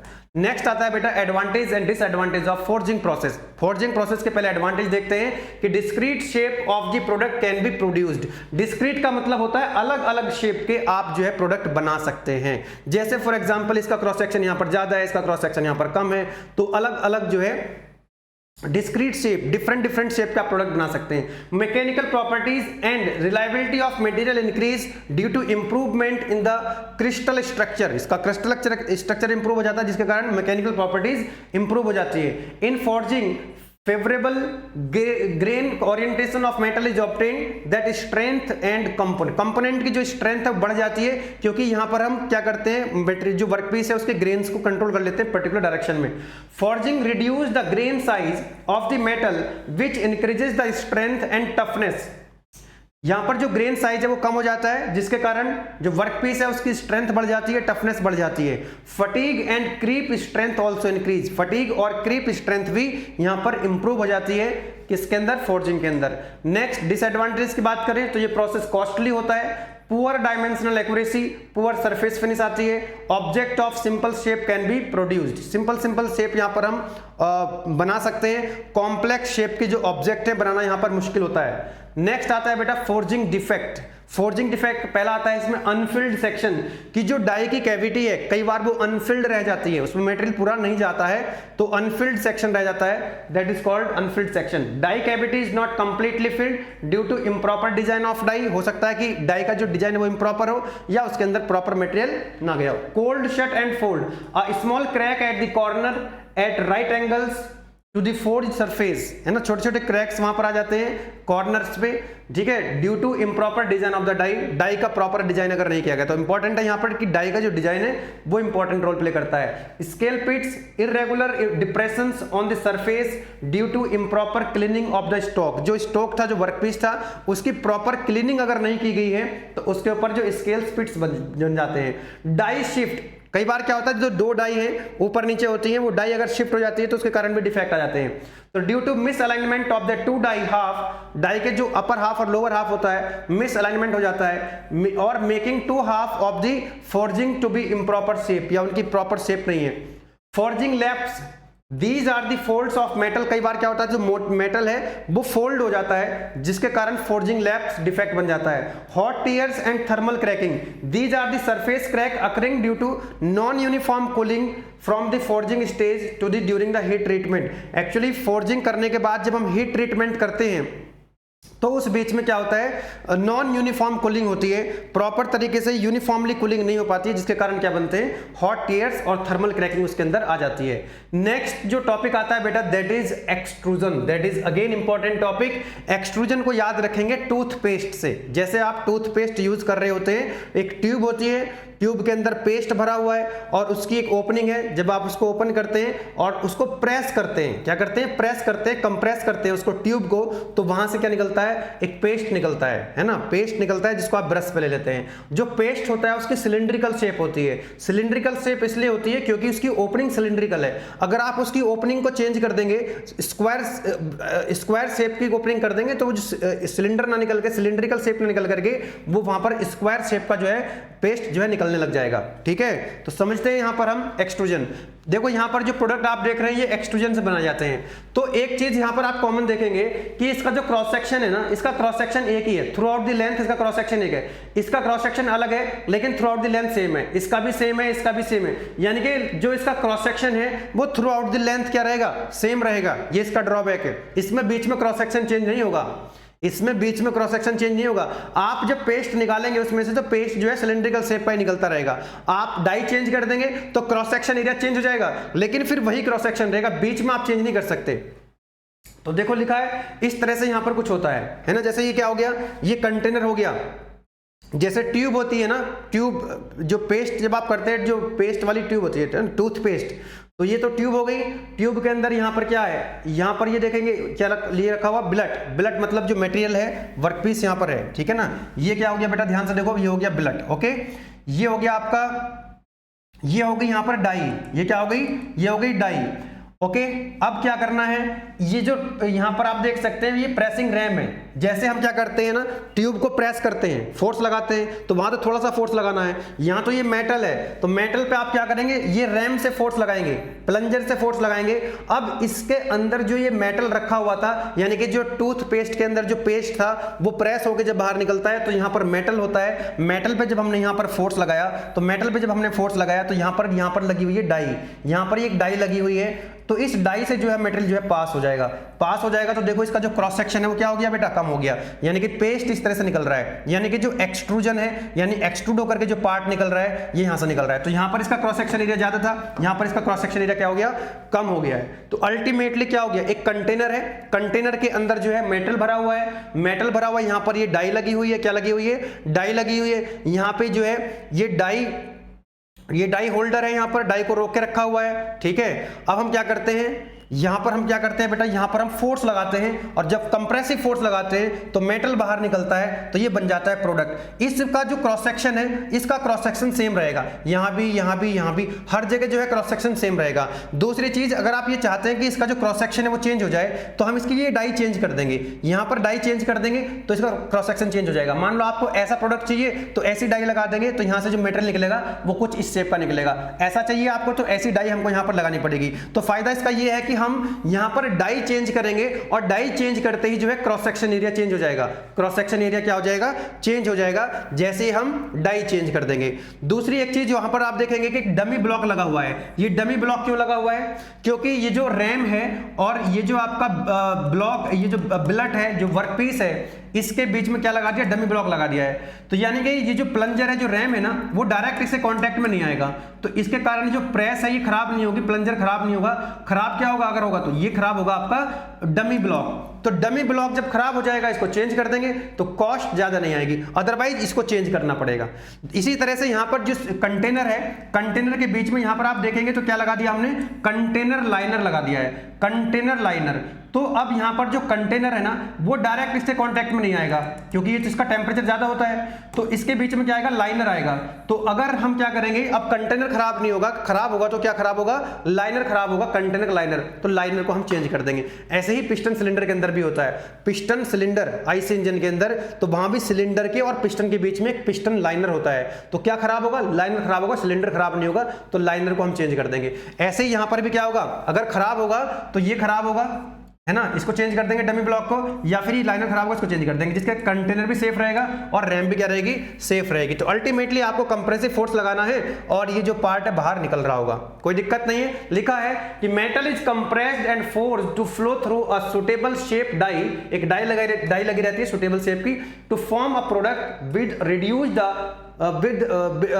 Reduced but constant cross section. याद रखने का, क्रॉस सेक्शन एरिया रिड्यूस तो होगा लेकिन कांस्टेंट रहेगा, क्रॉस सेक्शन एरिया रिड्यूस होगा लेकिन cross section area throughout the length constant रहेगा। Metal will undergo triaxial compression, hot extrusion is commonly employed. Generally यहां पर हॉट एक्सट्रूजन होता है, कभी कोल्ड एक्सट्रूजन भी होता है, आगे पढ़ेंगे, लेकिन ज्यादातर जो है हॉट एक्सट्रूजन होता है। Lead, copper, aluminium, magnesium and alloy, these metals are commonly extruded. हम इनको एक्सट्रूड कर सकते हैं, प्रोडक्ट हम बना सकते हैं।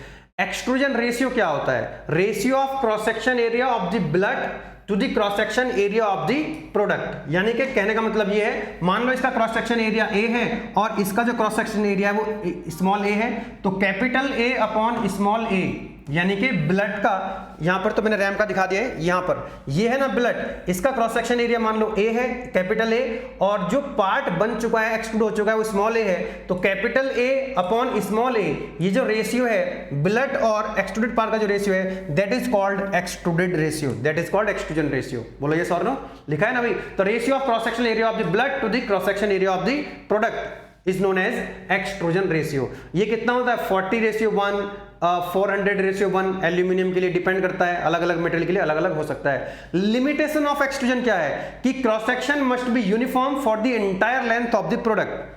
प्रोडक्ट की जो एंटायर लेंथ होगी, क्रॉस सेक्शन एरिया चेंज नहीं होगा। जैसे कर्टेन रॉड है, तो कर्टेन रॉड जो है वो हम बना सकते हैं एक्सट्रूजन से, तो कर्टेन रॉड का जो क्रॉस सेक्शन है वो क्या रहेगा? सेम रहेगा थ्रू आउट द लेंथ, बीच में क्रॉस सेक्शन एरिया चेंज नहीं होगा। That is the drawback, that is the limitation of extrusion. अलग अलग क्रॉस सेक्शन के बना सकते हो आप, अलग अलग क्रॉस सेक्शन के प्रोडक्ट बना सकते हो, लेकिन प्रोडक्ट का जो क्रॉस सेक्शन है थ्रू आउट द लेंथ क्या रहेगा? सेम रहने वाला है। नेक्स्ट आता है बेटा आपका advantages of extrusion. Any cross section shape can be extruded from the, कोई भी क्रॉस सेक्शन एरिया का प्रोडक्ट आप बना सकते हो, बस क्रॉस सेक्शन एरिया सेम रहेगा, ठीक है ना। मैनी शेप, कई शेप के बना सकते हो, नो ड्राफ्ट, इसमें कोई ड्राफ्ट की रिक्वायरमेंट नहीं होती है। Huge reduction in cross section, cross section area में आप कितना भी रिडक्शन यहां पर कर सकते हो। Conversion from one product to another require only single die change. आपके पास कंटेनर है, आपके पास बिलट है, जो भी है, जिसका जो आप बनाना चाहते हो, आपको अगर क्रॉस सेक्शन एरिया चेंज करना है, प्रोडक्ट की शेप अगर आपको चेंज करनी है, तो बस एक डाई चेंज करनी है। क्या करनी है आपको? डाई चेंज करनी है। डाई चेंज करोगे तो उसका क्रॉस सेक्शन एरिया चेंज हो जाएगा। Good dimensional precision, dimensional accuracy यहां पर अच्छी होती है। ओके, अब हम एक्सट्रूजन के अगर टाइप्स की बात करें तो हॉट एक्सट्रूजन होता है, कोल्ड एक्सट्रूजन होता है। हॉट के अंदर भी direct extrusion, indirect extrusion.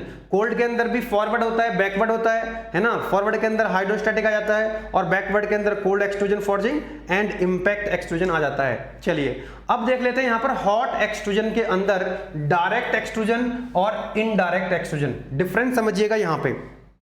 Direct extrusion में the temperature range for hot extrusion of aluminium के लिए होती है 430 से 480 degree Celsius, use to produce the curtain rod. Curtain rod के लिए हम हॉट एक्सट्रूजन का यूज करते हैं, एल्यूमिनियम की कर्टेन रॉड अगर बनानी हो।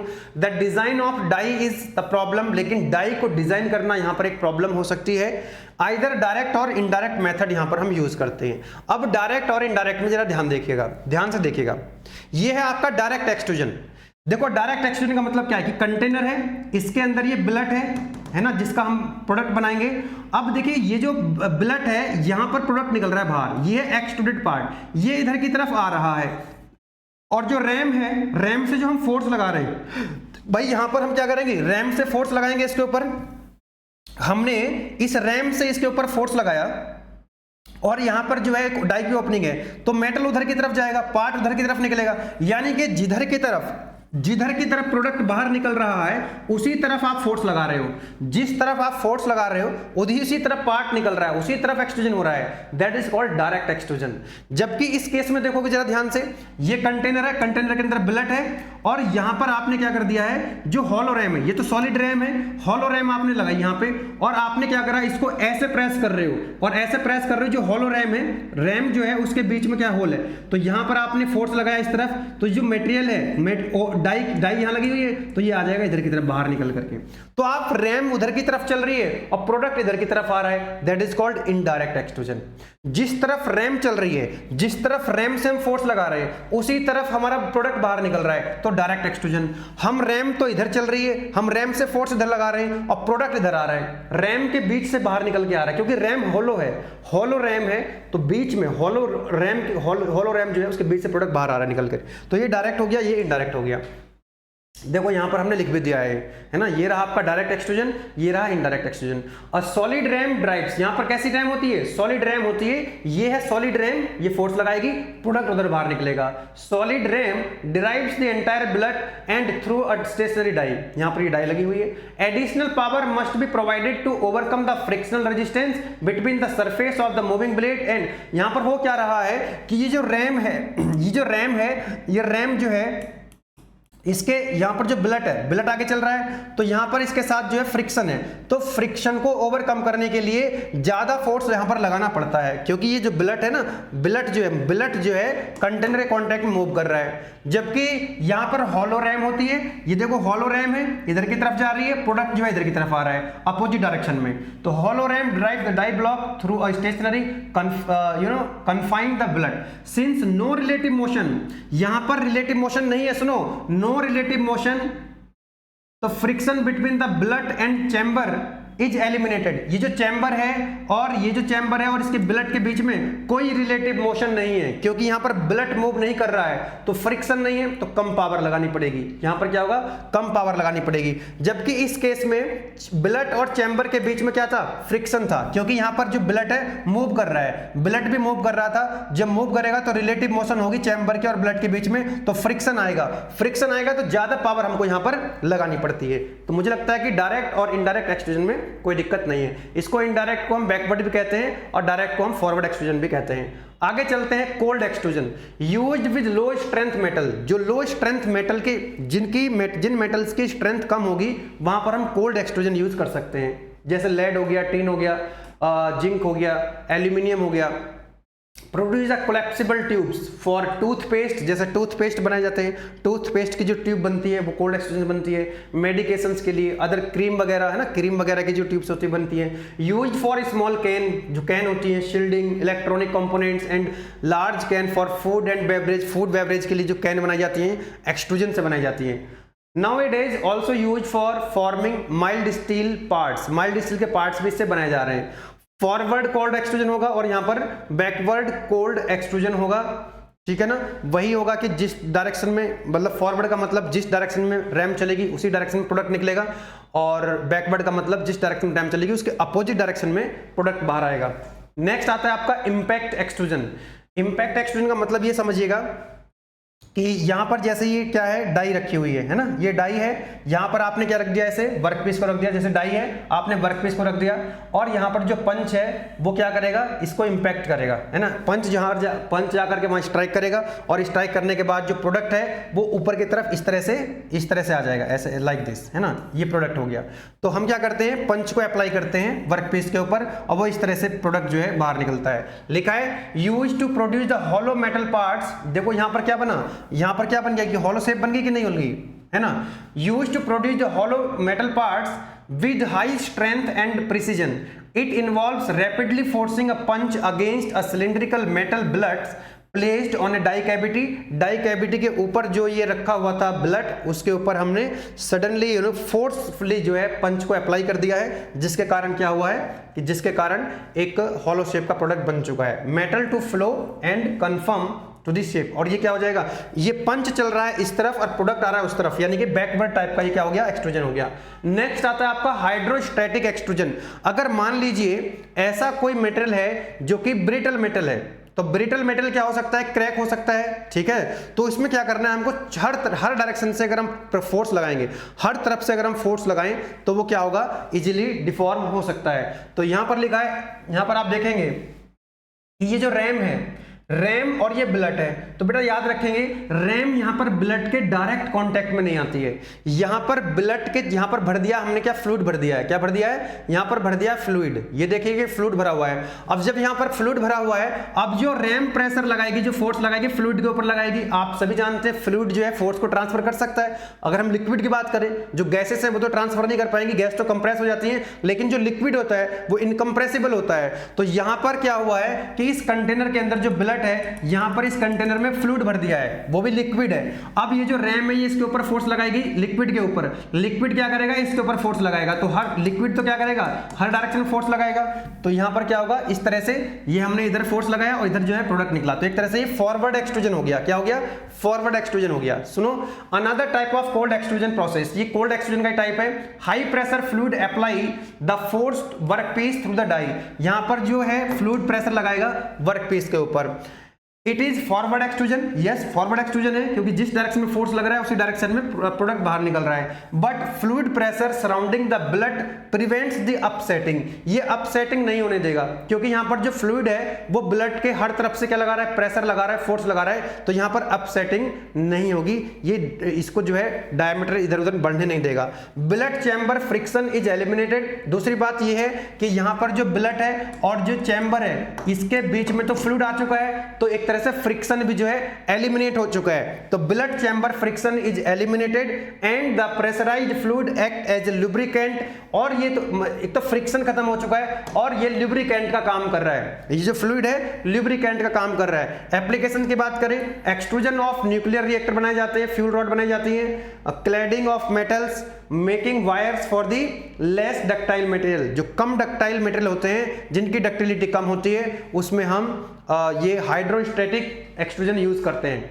नेक्स्ट आता है आपका मेटल फॉर्मिंग ड्राइंग, है ना, यहां पर हम वायर को ड्रॉ करते हैं, तो यहां पर आप देख सकते हैं ये वायर है, इसको हम क्या करेंगे, डाई से खींचेंगे, पुलिंग फोर्स लगाएंगे, टेंसाइल फोर्स लगाएंगे, तो इसका जो डायमीटर कम हो जाएगा, और डायमीटर कम करना है तो दूसरी डाई जिसका डायमीटर कम होगा वहां से पास कराएंगे, और डायमीटर कम करना है तो और पास कराएंगे दूसरी डाई से, तो इस डाई का डायमीटर ज्यादा है, इसका कम, इसका भी कम, तो एक सीरीज ऑफ डाई होती है जहां पर डाई का डायमीटर कम होता चला जाता है तो वायर का डायमीटर भी कम होता चला जाता है। In metal forming, drawing is a process where a metal workpiece is pulled over a die to change its shape and dimensions.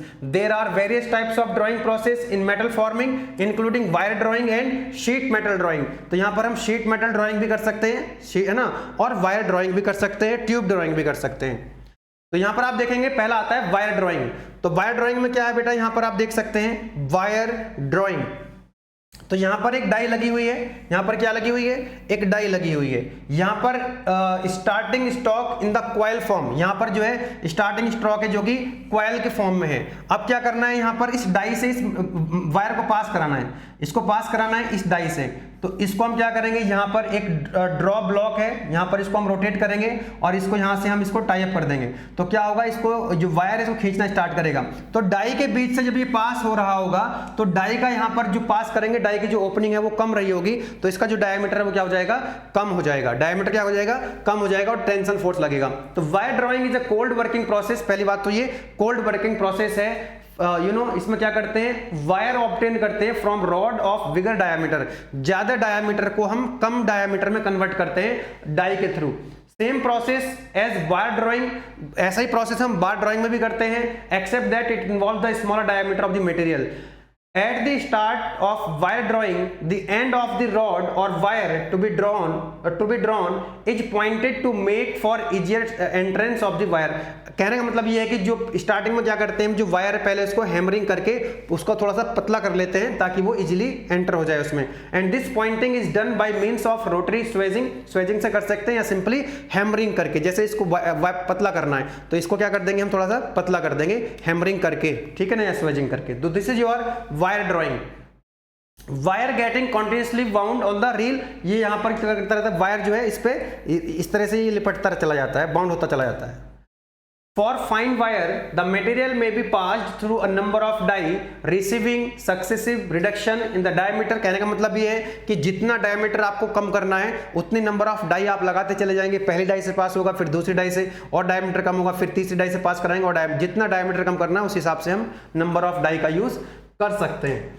Next आता है बेटा रॉड और ट्यूब ड्राइंग, उसी तरह से यहाँ पर रॉड जैसे वायर ड्राइंग है उसी तरह से यहाँ पर ट्यूब ड्राइंग हो सकती है। Rod drawing is similar to wire drawing except for the fact that the dies are bigger. यहाँ पर क्योंकि वायर की बात नहीं हो रही है, रॉड की बात हो रही है, रॉड का डायमीटर ज्यादा होता है, तो यहाँ पर जो हम डाई यूज करेंगे डाई का डायमीटर ज्यादा होगा, ठीक है, बस वही डिफरेंस है, बाकी जो कॉन्सेप्ट है that will remain same. Tube drawing, tube drawing in metal forming is a process where a metal tube is pulled through a series of die to reduce the diameter and wall thickness while increasing the length। इसमें thickness भी कम होगी, diameter भी कम होगा, और length क्या होगी यहाँ पर increase हो रही होगी। The tube is inserted into the drawing die, pulled through the using tensile force and may undergo multiple passes for significant reduction। तो इसमें क्या करते हैं, डाई के अंदर से इसको पास कराएंगे और इसको खींचेंगे, और इसमें क्या करना है कि ज्यादा डायमीटर अगर रिड्यूस करना है तो मल्टीपल डाई से इसको पास कराएंगे। ठीक है, तो ट्यूब ड्राइंग, वायर ड्राइंग और रॉड ड्राइंग, इनका कॉन्सेप्ट जो है सिमिलर है। आगे बढ़ते हैं, नेक्स्ट आता है आपका sheet metal forming product that. अब जो शीट मेटल फॉर्मिंग होता है, शीट का मतलब पहले बता चुके हैं हम आपको कि जिसकी थिकनेस क्या होती है, 5 mm से कम होती है। और यहाँ पर शीट वर्क के अंदर हम क्रॉस सेक्शन को चेंज नहीं करते हैं, यहाँ पर हम उसकी शेप को चेंज करते हैं। किसको? उसकी शेप चेंज करते हैं। तो और यहाँ पर लाइट वेट होता है, शीट के अंदर लाइट वेट होता है। तो product has light weight and versatile in shape. Light weight होगा लेकिन शेप वर्सेटाइल होगी, कई तरह की शेप यहां पर आप बना सकते हैं एज कंपेयर टू फोर्जिंग और कास्टिंग। कास्टिंग और फोर्जिंग के कंपैरिजन में यहां पर शीट वर्क जो है लाइट वेट होता है और वर्सेटाइल शेप यहां पर बना सकते हैं। Most commonly used low carbon steel sheet है ना, जिसकी कॉस्ट और स्ट्रेंथ जो है फॉर्मेबिलिटी होती है। Aluminium and titanium for aircraft और एयरस्पेस। एल्यूमिनियम और टाइटेनियम के प्रोडक्ट बनाते हैं हम एयरक्राफ्ट और एयरस्पेस के लिए। Sheet metal has become a significant material for automotive body, frame, office furniture, frame for home applications. ये सब जगह जो है शीट मेटल आप देख सकते हैं। शीट मेटल आपको इसके एप्लीकेशन जो है बेटा हर जगह आपको दिख जाएंगे। शीट मेटल के एप्लीकेशंस आपको हर जगह देखने को मिल जाएंगे। ऑटोमोटिव के अंदर ऑटोमोटिव की बॉडी दिख जाएंगे आपको, फ्रेम बनाए जाते हैं, ऑफिस का फर्नीचर बनाया जाता है, होम अप्लायंस बनाए जाते हैं। Sheet metal operations. Sheet metal के अंदर कौन कौन से ऑपरेशंस होते हैं, बहुत इंपॉर्टेंट है। पियर्सिंग, जिसको हम पंचिंग कहते हैं, and the next one is blanking. यहां पर आप देखिएगा एक जो आप अपनी जो रजिस्टर होता है, जो आप उसको स्पाइरल कराते हैं, तो जब आप उसको स्पाइरल कराते हैं तो वो जो पंचिंग मशीन होती है, तो जो पंचिंग मशीन होती है तो उसमें होल करता है वो, और गोल गोल जो छोटे छोटे पीस है वो बाहर निकल जाते हैं। और वो जो शीट आपके पास बचती है जिसके अंदर होल हो चुका है, बहुत सारे होल हो चुके हैं जिस पर आप इस पर बाइंडिंग कराते हो, दैट इज कॉल्ड ब्लैंकिंग। यानी कि जो आपने गोल गोल बीच से निकाला है उसको फेंक दिया है, अब जो शीट बची है जिसके अंदर होल है उसको आप यूज कर रहे हैं, वो आपका प्रोडक्ट है, दैट इज कॉल्ड ब्लैंकिंग। देखो जरा ध्यान से लिखा हुआ है, piercing and blanking are the shearing operation. पहली बात तो ये शेयरिंग ऑपरेशन है। इन ब्लैंकिंग, सुनो, in blanking the piece being punched out become the work piece. The blanking, the piece being punched out become the work piece, and any major work or undesirable features should be left on the remaining strip. In piercing यानी कि punching, the punch out is the scrap and remaining strip is the work piece। मैंने थोड़ा सा इसमें पहले I think उल्टा बता दिया आपको कि जो आप अपने रजिस्टर में पंचिंग कराते हो, मैंने पहले बोला था पंचिंग है ना, तो वो ब्लैंकिंग नहीं है, वो पंचिंग ऑपरेशन है। जब आपने पंचिंग कराई यानी कि जो गोल गोल उसमें से कट गए वो, उसको आपने फेंक दिया, जो आपके पास शीट बच गई तो वो यूजफुल है आपके लिए, वो आपका प्रोडक्ट है, दैट इज कॉल्ड पंचिंग। यहां पर आप देख सकते हैं, यहां पर आप देख सकते हैं कि ये ब्लैंकिंग लिखा हुआ है और ये यहाँ पर पंचिंग है। पंचिंग का मतलब ये जो आपने बीच में से काट के बाहर निकाल के फेंक दिया, ये स्क्रैप बन चुका है। ये क्या बन चुका है? स्क्रैप बन चुका है। और ये जो शीट है ये आपका यूजफुल प्रोडक्ट है, तब ये कहलाएगी पंचिंग। याद रखेंगे अपनी रजिस्टर से, अपने रजिस्टर में क्या करते हो, पंचिंग स्पाइरल कराने के लिए पंचिंग कराते हो। तो जब पंचिंग कराते हो तो गोल गोल जो कटता है बाहर फेंक देते हो, वो तो हो गया वेस्ट। जो शीट बच गई वो प्रोडक्ट है आपका, दैट इज कॉल्ड पंचिंग। अगर हम उस गोल गोल को यूज करें वो हमारा प्रोडक्ट हो जाए और बाकी जो बचा हुआ पोर्शन उसको वेस्ट कर दे, फेंक दे उसको, तो दैट इज ब्लैंकिंग। तो इसमें क्या होगा, जैसे ये होल है ना, ये आपने यहां से निकाला, यही आपका अगर वर्क पीस है और ये जो शीट है पूरी की पूरी ये स्क्रैप है, तो क्या बन जाएगा, ब्लैंकिंग बन जाएगा। Both done on the some form of mechanical press. Mechanical press पे ये दोनों काम किए जाते हैं। जैसे यहां पर आप देखिएगा पियर्सिंग यानी कि पंचिंग एंड ब्लैंकिंग, यहां पर इस तरह से आप डायग्राम को समझा सकते हो। अब एक बात बताओ, एक पंच है और एक डाई है, तो पंच का साइज डाई के साइज से हमेशा कम होगा, क्योंकि पंच जो है वो है मेल मेंबर और जो आपका जो ये डाई है वो फीमेल मेंबर है। तो पंच क्या करेगा, हमेशा पंच हमेशा डाई के अंदर जाएगा, पंच हमेशा डाई के अंदर जाएगा। तो पंच का साइज हमेशा डाई के साइज से कम होगा, पंच का साइज हमेशा डाई के साइज से कम होगा, इस बात को ध्यान रखना है। यानी कि पंच और डाई के बीच में क्लियरेंस होगा, पंच और डाई के बीच में गैप होगा, उस गैप को हम क्या बोलते हैं, क्लियरेंस बोलते हैं। मैं रिपीट कर रहा हूं कि पंच का साइज डाई के साइज से कम होगा, क्योंकि पंच को डाई के अंदर जाना होता है। चाहे वो पंचिंग हो चाहे वो ब्लैंकिंग हो, कोई ऑपरेशन हो, पंचिंग हो ब्लैंकिंग हो, दोनों ही केसेस में पंच को डाई के अंदर जाना है तो पंच का साइज क्या होगा, कम होगा और डाई का साइज ज्यादा होगा। तो पंच और डाई के बीच का जो गैप है उसको हम बोलते हैं क्लियरेंस। देखो जरा ध्यान से देखिएगा, ये पंच है और ये डाई है ना, ये यहाँ पर वर्कपीस रखा हुआ था, इसने यहाँ पर क्या कर दिया, इसको काट दिया, ठीक है ना। इसी तरह से ये जो वर्कपीस है, ये जो यहाँ से काटा है इसको, तो देखो ये तो होगी डाई, ये तो होगी डाई, ये स्ट्रिप है और ये पंच है, ये पंच है। सुनो ध्यान से, पंचिंग और ब्लैंकिंग में डिफरेंस एक बार फिर से देखो। अगर ये जो गोल गोल कटा है ना, ये अगर आपका वर्कपीस है, ये अगर आपका वर्कपीस है और ये है स्क्रैप, तो ये ब्लैंकिंग है। लेकिन यहां पर जो गोल गोल कटा था, ये अगर आपका स्क्रैप है, ये अगर आपका स्क्रैप है और ये शीट आपकी जो है वर्कपीस है, तो ये क्या कहलाएगा, पियर्सिंग कहलाएगा, यानी पंचिंग कहलाएगा। क्या कहलाएगा, पंचिंग। जो रजिस्टर होता है जिसकी स्पाइरल कराते हैं उसमें से जो गोल गोल काट के फेंक देते हो वेस्ट हो जाता है, स्क्रैप हो जाता है, जो शीट बचती है वो आपका वर्कपीस होता है, दैट इज कॉल्ड पंचिंग। ठीक है, आगे बढ़ सकते हैं क्या, यस। अब आता है बात क्लियरेंस की, जो मैं आपको बता रहा था कि देखो पंच है और ये डाई है, पंच और डाई के बीच में हमेशा गैप होगा, that is called clearance, that is very very important. Die opening must be larger than punch and known as the clearance, कि डाई की जो ओपनिंग होगी, डाई की जो ओपनिंग होगी, डाई की जो ओपनिंग होगी पंच से ज्यादा होगी, डाई की ओपनिंग जो होगी वो पंच से ज्यादा होगी, जिसको हम क्लियरेंस कहते हैं, उस गैप को क्या कहते हैं, क्लियरेंस कहते हैं। अब पंचिंग की अगर हम बात करें, अब क्लियरेंस देना कहां पे है, क्लियरेंस जो है पंच पे देना है या डाई पे देना है। एक बात बताओ, पंच को डाई से छोटा करना है, पंच को डाई से छोटे करने के दो तरीके हैं, कि भाई पंच का साइज फिक्स कर दो तो डाई का साइज बढ़ा दो, दूसरा तरीका यह है कि डाई का साइज फिक्स कर दो और पंच का साइज घटा दो। दोनों ही तरीके में क्या हो रहा है, पंच का साइज डाई से कम है। मैं रिपीट कर रहा हूं कि पंच का साइज डाई के साइज से कम रखना है। दो तरीके हैं, पंच का साइज फिक्स कर दो, डाई का साइज बढ़ा दो, या दूसरा तरीका डाई का साइज फिक्स कर दो, पंच का साइज घटा दो। दोनों ही केसेस में पंच का साइज डाई के साइज से कम है। तो अब जरा ध्यान देंगे, पंचिंग के केस में पंच का जो साइज होगा वो होल के साइज के बराबर होगा। सुनो, पंच का साइज होल के साइज के बराबर होगा। अब जो डाई का साइज होगा वो पंच के साइज में हम क्या कर देंगे, ऐड कर देंगे 2 टाइम्स ऑफ क्लियरेंस, क्योंकि ये जो है हमारा ये क्लियरेंस C इतना होता है, एक साइड का क्लियरेंस C है तो दोनों साइड का कितना हो जाएगा, 2C हो जाएगा। कितना हो जाएगा, 2C हो जाएगा।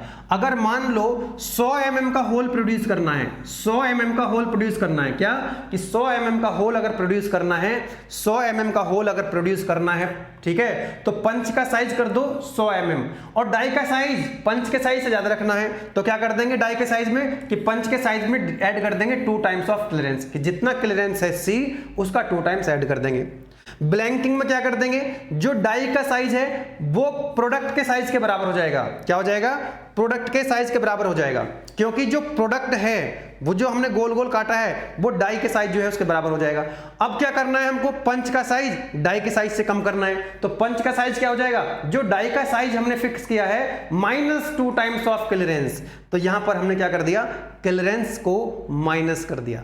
ठीक है ना, रिमेंबर याद रखेंगे, in blanking die size will be correct. Blanking में डाई का साइज करेक्ट रखना है, जबकि पंचिंग में पंच का साइज करेक्ट करना है, पंच का साइज करेक्ट करना है। ठीक है ना, और यहां लिख भी दिया हमने, इन पंचिंग के केस में clearance is provided on the die. देखो जरा ध्यान से, हमने क्लियरेंस कहां प्रोवाइड कराया है, अरे सुनो सुनो सुनो सुनो सुनो सभी सुनो, पंचिंग के केस में हमने पंचिंग के केस में डाई में क्लियरेंस प्रोवाइड कराया है, जबकि ब्लैंकिंग के केस में हमने पंच में क्लियरेंस प्रोवाइड कराया है। तो वही लिखा है, in punching clearance is provided on die, in blanking clearance is provided on the punch. याद रखेंगे इस बात को। चलो, यहां से आपको डायग्राम से भी ये बात समझ में आ रही है, दोनों ही केसेस में पंच का साइज कम रहेगा।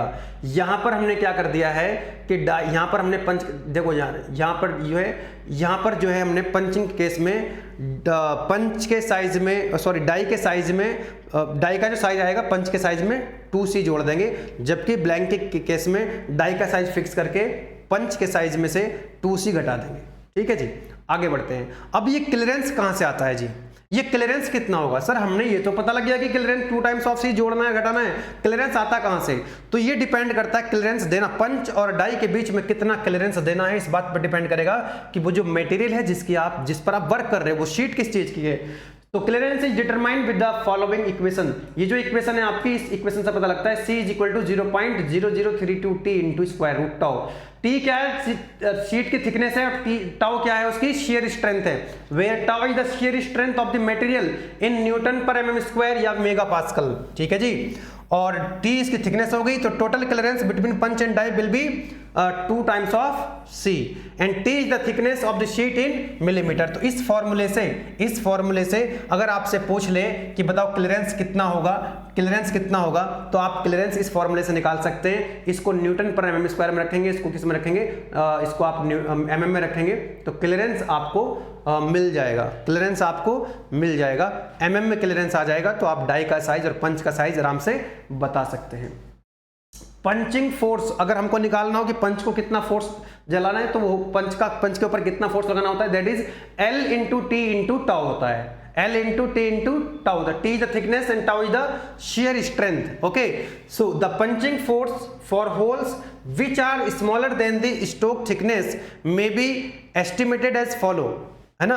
अगर मान लीजिए punch force for holes which are smaller than the stroke thickness से भी कम है, मे बी एस्टिमेटेड, तो इस फॉर्मूले से हम निकाल सकते हैं। जनरली ये वाला फॉर्मूला यूज नहीं होता है, ये वाला फॉर्मूला आपको यूज करना पड़ सकता है। हालांकि यहां से भी न्यूमेरिकल वगैरह कुछ नहीं आते हैं, आप इसका फॉर्मूला याद, ये गेट के पॉइंट ऑफ व्यू से मैंने इंपॉर्टेंट लिखा हुआ है, गेट एग्जाम के पॉइंट ऑफ व्यू से इंपॉर्टेंट है, AKTU के एग्जाम से उतना इंपॉर्टेंट नहीं है, ठीक है जी। चलिएगा आगे देखते हैं। शेयर ऑन पंच का मतलब है कि यहां पर आप देखिएगा जो ये पंच है, तो ये पूरा का पूरा जो पंच है पूरा का पूरा ये वर्कपीस पे एक साथ स्ट्राइक करेगा, जबकि हमने क्या कर दिया यहां पर इसको पंच को शेयर कर दिया, यहां पर शेयर ऑफ कर दिया लाइक दिस, ऐसे।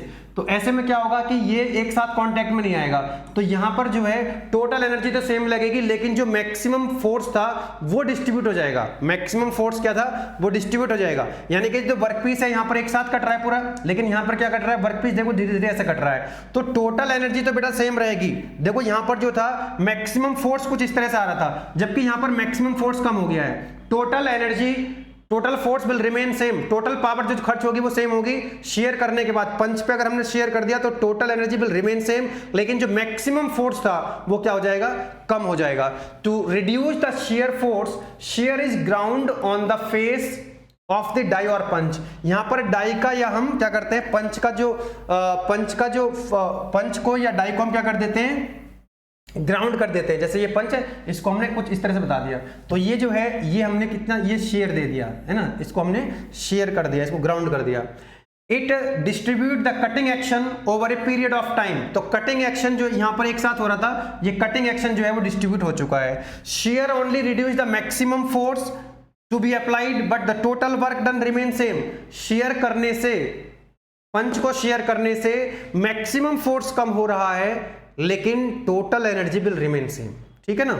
चलो आगे बढ़ते हैं। नेक्स्ट आता है आपका कुछ ऑपरेशंस है शीट के अंदर, जैसे एक आता है स्लिटिंग, है ना। स्लिटिंग का मतलब होता है कि moving rollers trace out the complex paths during cutting like can opener की तरह, है ना। स्लिटिंग इस तरह से। दूसरा आता है आपका perforating, multiple holes which are very small and close together are cut in flat workpiece. यहां पर आप देख सकते हैं ये छोटे छोटे जो है स्मॉल साइज के यहां पर होल क्रिएट कर दिए गए हैं, ये आसपास में होते हैं, है ना, दैट इज कॉल्ड परफोरेटिंग। एक आता है notching, metal piece are cut from the edge of the sheet और स्ट्रिप और ब्लैंक। यहां पर आप देख सकते हैं जो शीट है उसकी यहां पर साइड से उसकी जो एजेस हैं यहां से उसको काट दिया है ना, तो नोच दिया है, शीट को ऐसे नोच दिया है, ठीक है, दैट इज कॉल्ड नोचिंग। एक आता है ट्रिमिंग, तो कटिंग अनवांटेड एक्सेस मटेरियल को कट कर दिया from the periphery of the previously form component. यहां पर आप देख सकते हैं, है ना, ये जो है यहां से क्या कर दिया हमने, जो अनवांटेड मटेरियल था इसको हमने यहां से कट कर दिया है पेरिफेरी से, दैट इज कॉल्ड ट्रिमिंग। एक होता है shaving, accurate dimensions of the part obtained by removing the thin strip metal along the edges। जैसे कोई मेटल है, उसकी जो एज है, उसकी एज को यहां से हमने कट कर दिया है, ठीक है ना। तो एक्यूरेट डायमेंशन ऑब्टेन करने के लिए जो पार्ट हम रिमूव करते हैं that is called shaping. Next आता है lancing. A hole is partially cut and then one side is bent down to form a sort of tab or lower, no metal remove। जैसे यहां पर हमने क्या कर दिया, ऐसे कट कर दिया यहां से, और इसको फोल्ड कर, जैसे कागज है ना, कागज को काट के उसको फोल्ड कर दो, ऐसे बेंड कर दो, दैट इज कॉल्ड लेंसिंग। एक होता है nibbling. A single punch is moved up and down rapidly each time cutting off a small amount of material। this allow a simple die to, इस तरह का ये कंटूर टाइप का बना देते हैं ना, कंटूर टाइप का, that is called nibbling. Next आता है बेटा आपका ड्राइंग, ठीक है। ड्राइंग में क्या होता है, तो drawing is a plastic deformation, सब कुछ प्लास्टिक डिफॉर्मेशन ही हम लोग आज पढ़ रहे हैं। तो drawing is a plastic deformation process in which a flat sheet और plate is form into 3-dimensional part with the with a depth more than several times the thickness। Actually जो sheet होती है उसकी थिकनेस तो कम होती है, तो इसकी जो थिकनेस है, इसकी जो थिकनेस से जो इसकी हाइट होती है वो काफी ज्यादा होती है ना, ज्यादा। देखो यहाँ पर इसकी जो हाइट है, हम काफी ज्यादा उसको हाइट तक क्या कर दे रहे हैं, ड्रॉ कर दे रहे हैं। दोबारा पढ़ो। Drawing is a plastic deformation process in which flat sheet और plate is formed into 3-dimensional part with depth. इसकी जो डेप्थ होती है वो काफी ज्यादा होती है, as several times of the thickness of the metal, ठीक है। तो यहां पर जो इसकी 3-dimensional प्रोडक्ट बनाते हैं और इसकी डेप्थ जो है वो काफी ज्यादा होती है। आप यहां पर देख सकते हैं कि डाई के ऊपर हमने क्या रखी, शीट रखी, और इसके ऊपर हमने पंच अप्लाई कर दिया, और ये 3D में जैसे भगोने वगैरह बनते हैं ना, जैसे भगोने घर में आपने देखे भगोने वगैरह होते हैं, तो उसकी थिकनेस तो कम होती है लेकिन उसकी डेप्थ जो है वो काफी ज्यादा होती है। As a punch descends into the melting die, the metal assumes to desired configuration, तो वो desired shape ले लेता है। Hot drawing is used for thick walled parts of the simple geometry। simple geometry की thickness, अगर product की thickness अगर ज्यादा है तो हम hot drawing यूज करेंगे, जबकि cold drawing यूज करते हैं relatively thin metal के लिए, changes the thickness very little, जिसकी thickness काफी बहुत ज्यादा चेंज नहीं होती है, and produces parts in a wide variety of the shape। Blank का साइज, ब्लैंक साइज का अगर हम कैलकुलेट करना चाहते हैं, capital D is equal to हो जाएगा square root small d square plus 4dh। तो यहां पर जो है D क्या है, ब्लैंक का साइज जिससे हम प्रोडक्ट बना रहे हैं, और h क्या है, इसकी हाइट है, और D क्या है, उस प्रोडक्ट की डायमीटर है, ठीक है। तो आप D देखो, प्रोडक्ट जो आप बना रहे हो उसका जो डायमीटर है वो D है, और उसकी जो डेप्थ है, हाइट है, वो कितनी है, h है, ठीक है। तो डायमीटर D है, हाइट h है, तो D स्क्वायर प्लस 4dh से हम उसका ब्लैंक का साइज, कि भाई इतने डायमीटर का प्रोडक्ट बनाना है, उसकी हाइट h होनी चाहिए, तो बताओ उसका ब्लैंक का साइज कितना होगा। तो क्वेश्चन अगर आ जाए एग्जाम में तो लगा देना formula, square root D square plus 4dh, इसको याद रखेंगे, ठीक है। नेक्स्ट आता है आपका deep drawing. It is drawing when cup height is more than half of the diameter is termed as deep drawing. यानी कि जो हाइट है इसकी, वो हाइट कितनी हो जाएगी, उसके डायमीटर के हाफ से ज्यादा हो जाए। भाई कोई कप शेप का आप प्रोडक्ट बना रहे हो, है ना, क्या बना रहे हो आप, if the drawing When the cup height, cup shape का मतलब कोई प्रोडक्ट है तो उसका कुछ डायमीटर भी है, उसकी कुछ हाइट भी है। अगर उसकी हाइट डायमीटर के हाफ से ज्यादा हो जाती है तो उसको बोलते हैं डीप ड्राइंग। क्या बोलते हैं, डीप ड्राइंग उसको बोलते हैं, ठीक है। तो इजी विद डक्टाइल मटेरियल के लिए आसान हो जाता है ना। ब्रिटल मटेरियल की यहाँ पर हम डीप ड्राइंग नहीं कर सकते, डक्टाइल मटेरियल की क्या कर सकते हैं, डीप ड्राइंग कर सकते हैं। जैसा आप देख सकते हैं यहाँ पर हमने क्या रखा, यहाँ पर ब्लैंक रखा, ये डाई है, इसके ऊपर पंच अप्लाई कर दिया, तो यहाँ पर आप देख सकते हैं ये बन चुका है ना, ये प्रोडक्ट आपका बन के तैयार हो चुका है। तो due to radial flow of material the side wall increases in thickness as height increase हो जाती है और जो साइड थिकनेस है उसकी कम हो जाती है। Cylindrical vessels with a flat bottom can be deep drawn by double action deep drawing, दो बार डीप ड्रॉइंग करनी पड़ेगी। Deep drawing is a combination of drawing and stretching, एक तरह से ड्रॉइंग भी हो रही है और यहाँ पर स्ट्रेच भी हो रहा है ना, स्ट्रेचिंग भी होती है, थिकनेस भी उसकी कम होती रहती है, स्ट्रेच भी होगा और ड्रॉइंग भी होगी। तो डीप ड्रॉइंग जो है स्ट्रेचिंग और ड्राइंग का बेसिकली ये कॉम्बिनेशन है। डिफेक्ट्स की अगर हम बात करें, ड्राइंग के अंदर जो डिफेक्ट्स आते हैं, पहला आता है रिंकल, है ना, and insufficient blank holder pressure को, सुनो ध्यान से, एक्चुअली जो ब्लैंक होता है ना, ब्लैंक के ऊपर एक ब्लैंक होल्डर होता है, यहां पर आप देखिएगा ध्यान से, ये जो ब्लैंक होता है इसके ऊपर एक ब्लैंक होल्डर, ब्लैंक को होल्ड करने के लिए एक ब्लैंक होल्डर होता है, ब्लैंक को होल्ड करने के लिए एक ब्लैंक होल्डर यूज करते हैं। अगर इनसफिशिएंट ब्लैंक होल्डर प्रेशर हुआ, ब्लैंक होल्डर जो है वो इनसफिशिएंट प्रेशर है उसका, तो उसके कारण रिंकल्स डेवलप हो जाते हैं ऑन द फ्लेंज, फ्लेंज के ऊपर रिंकल्स डेवलप हो जाते हैं, विच में also extend to the wall. जैसे यहां पर रिंकल्स हो गए और ये रिंकल्स जो है फ्लेंज रिंकल्स हैं और ये फ्लेंज रिंकल्स जो है वॉल तक भी एक्सटेंड हो जाते हैं। ये जो रिंकल्स हैं ये फ्लेंज पर हैं और ये वॉल्स तक भी एक्सटेंड हो जाते हैं। एक आता है फ्रैक्चर। फर्दर देखिए यहां तो क्या हो रहा है कि जो ब्लैंक होल्डर है उसका सफिशिएंट प्रेशर नहीं है जिसके कारण रिंकल्स आ रहे हैं। अगर ब्लैंक होल्डर का प्रेशर ज्यादा हो जाए, एक्सेस में हो जाए, तो डिफेक्ट बन जाता है फ्रैक्चर, वो फ्रैक्चर कर देता है। Further too much of the blank holder pressure and friction may cause thinning of the wall, wall को ये थिन कर देता है, and a fracture at the flange, flange पे क्या आता है, फ्रैक्चर आ जाता है, और फ्लेंज पे भी और बॉटम पे भी क्या आते हैं, फ्रैक्चर आ जाते हैं, और कॉर्नर पे, ठीक है ना। तो ब्लैंक होल्डर का जो प्रेशर है अगर कम रहेगा, इनसफिशिएंट रहेगा, तो रिंकल्स आ जाएंगे, ठीक है, फ्लेंज पे और वॉल पे भी वो एक्सटेंड हो जाएंगे। अगर ब्लैंक होल्डर का जो प्रेशर अगर ज्यादा होगा तो फ्रैक्चर आ जाएंगे कॉर्नर पे, ठीक है ना। तो इसलिए जो ब्लैंक होल्डर है उसका प्रेशर ना तो ज्यादा होना चाहिए और ना ही कम होना चाहिए, ठीक है। नेक्स्ट जो डिफरेंट वो आता है, डिफेक्ट आता है ईयरिंग। वाइल ड्रॉइंग और रोल्ड स्टॉक ईयर्स और lobes and occur because of the anisotropy induced in the rolling operations, है ना। यहां पर जो एनआइसोट्रॉपी है, हर डायरेक्शन में इसकी जो प्रॉपर्टी है वो चेंज होने लगती हैं, ठीक है। तो ये डायरेक्शनल ईयरिंग है। डायरेक्शनल ईयरिंग का मतलब है अलग अलग डायरेक्शन में जो प्रॉपर्टीज हैं वो चेंज होने लगती हैं। Misstrike due to the misplacement of the stock, अगर जो स्टोक है वो सही जगह पर नहीं रखा गया है, मिसप्लेस अगर हो गया है, अनसिमेट्रिकल फ्लेंज बन जाएगा। देखो यहां पर देखो, इधर की तरफ ये फ्लेंज ज्यादा दिख रहा है, इधर की तरफ कम दिख रहा है। अनसिमेट्रिकल फ्लेंज में रिजल्ट, सिमेट्रिकल फ्लेंज नहीं बनेगा, अनसिमेट्रिकल फ्लेंज बन जाएगा। This defect is known as the misstrike. Surface scratches, die और punch not having a smooth surface, insufficient lubrication, अगर लुब्रिकेशन वगैरह सही तरीके प्रॉपर यूज नहीं किया गया है और वो सरफेस उसका स्मूथ नहीं है, तो वहां पर क्या आ जाएंगे, स्क्रैचेस आ जाएंगे, ठीक है। एक छोटा सा टॉपिक है पाउडर मेटलर्जी, इसको आप एक बार देख लीजिएगा, रीड कर लीजिएगा, यहां पर मैंने नोट्स आपको दे दिए हैं, ठीक है। तो इस तरह से हमारी यूनिट नंबर 1 का जो वन शॉट है वो 2 पार्ट में हमने किया है। फर्स्ट पार्ट था हमारा कास्टिंग, अपने आप में कास्टिंग एक बड़ा टॉपिक है। टोटल यहाँ पर 15 लेक्चर्स हुए थे यूनिट नंबर 1 के। तो शुरुआत के जो 8 लेक्चर थे उसमें मैंने कास्टिंग कवर कराया था, उसका एक वन शॉट मैंने लगभग 2-2.25 घंटे के आसपास दिया है आपको।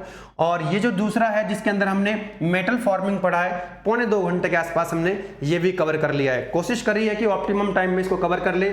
जो मैंने डिटेल लेक्चर दिए थे उसमें मैंने इसके न्यूमेरिकल भी करवाए हैं। एकेटीयू में न्यूमेरिकल कभी कभी आ जाते हैं, लेकिन गेट के पॉइंट ऑफ व्यू से न्यूमेरिकल बहुत इंपॉर्टेंट है। जो स्टूडेंट्स गेट की तैयारी करना चाहते हैं वो डिटेल्ड लेक्चर जरूर देखें, ठीक है। बाकी जो केवल एग्जाम, एकेटीयू के एग्जाम, यूनिवर्सिटी के एग्जाम के पॉइंट ऑफ व्यू से पढ़ रहे हैं तो उनके लिए वन शॉट भी सफिशिएंट है। जो फॉर्मूले बताए इनको याद रखना, डायरेक्ट फॉर्मूला बेस्ड क्वेश्चन आएगा, न्यूमेरिकल लगाएगा। तो न्यूमेरिकल अगर फॉर्मूले आपने याद कर लिए होंगे जो मैंने आज बताए आपको, तो आप न्यूमेरिकल भी अटेम्प्ट कर सकते हैं। तो ये था आपका एकेटीयू का सिलेबस यूनिट नंबर 1 का। ये पूरा कंप्लीट सिलेबस हमारा कवर हो चुका है। ठीक है, अब हम unit number 2, unit number 3, unit number 4, बाकी की जो 4 यूनिट हैं, हर यूनिट का एक ही वन शॉट आपको मिलेगा। यूनिट नंबर 1 बहुत बड़ी थी, इसलिए हमने यहाँ पर इस वन शॉट को 2 पार्ट में रिकॉर्ड किया है। कंटेंट अगर आपको अच्छा लगता है तो मैकेनिकल के जितने भी स्टूडेंट्स हैं, हम आपसे अपील करते हैं, आप अपने कॉलेज मेट्स, अपने बैचमेट्स, अपने क्लासमेट्स को कोर्सेज के बारे में रिकमेंड कर सकते हैं। अफोर्डेबल प्राइस में आपको ये कोर्सेज प्रोवाइड कराए जाते हैं, जिसके कारण आप अच्छा एकेडमिक परफॉर्म कर पाते हैं। एकेडमिक में आप अच्छा SGPA, CGPA और अच्छे मार्क्स आप लेकर के आते हैं। ठीक है, चलिए फिर मिलेंगे नेक्स्ट वीडियो में यूनिट नंबर 2 के वन शॉट में। ठीक है ना, thank you, all the best.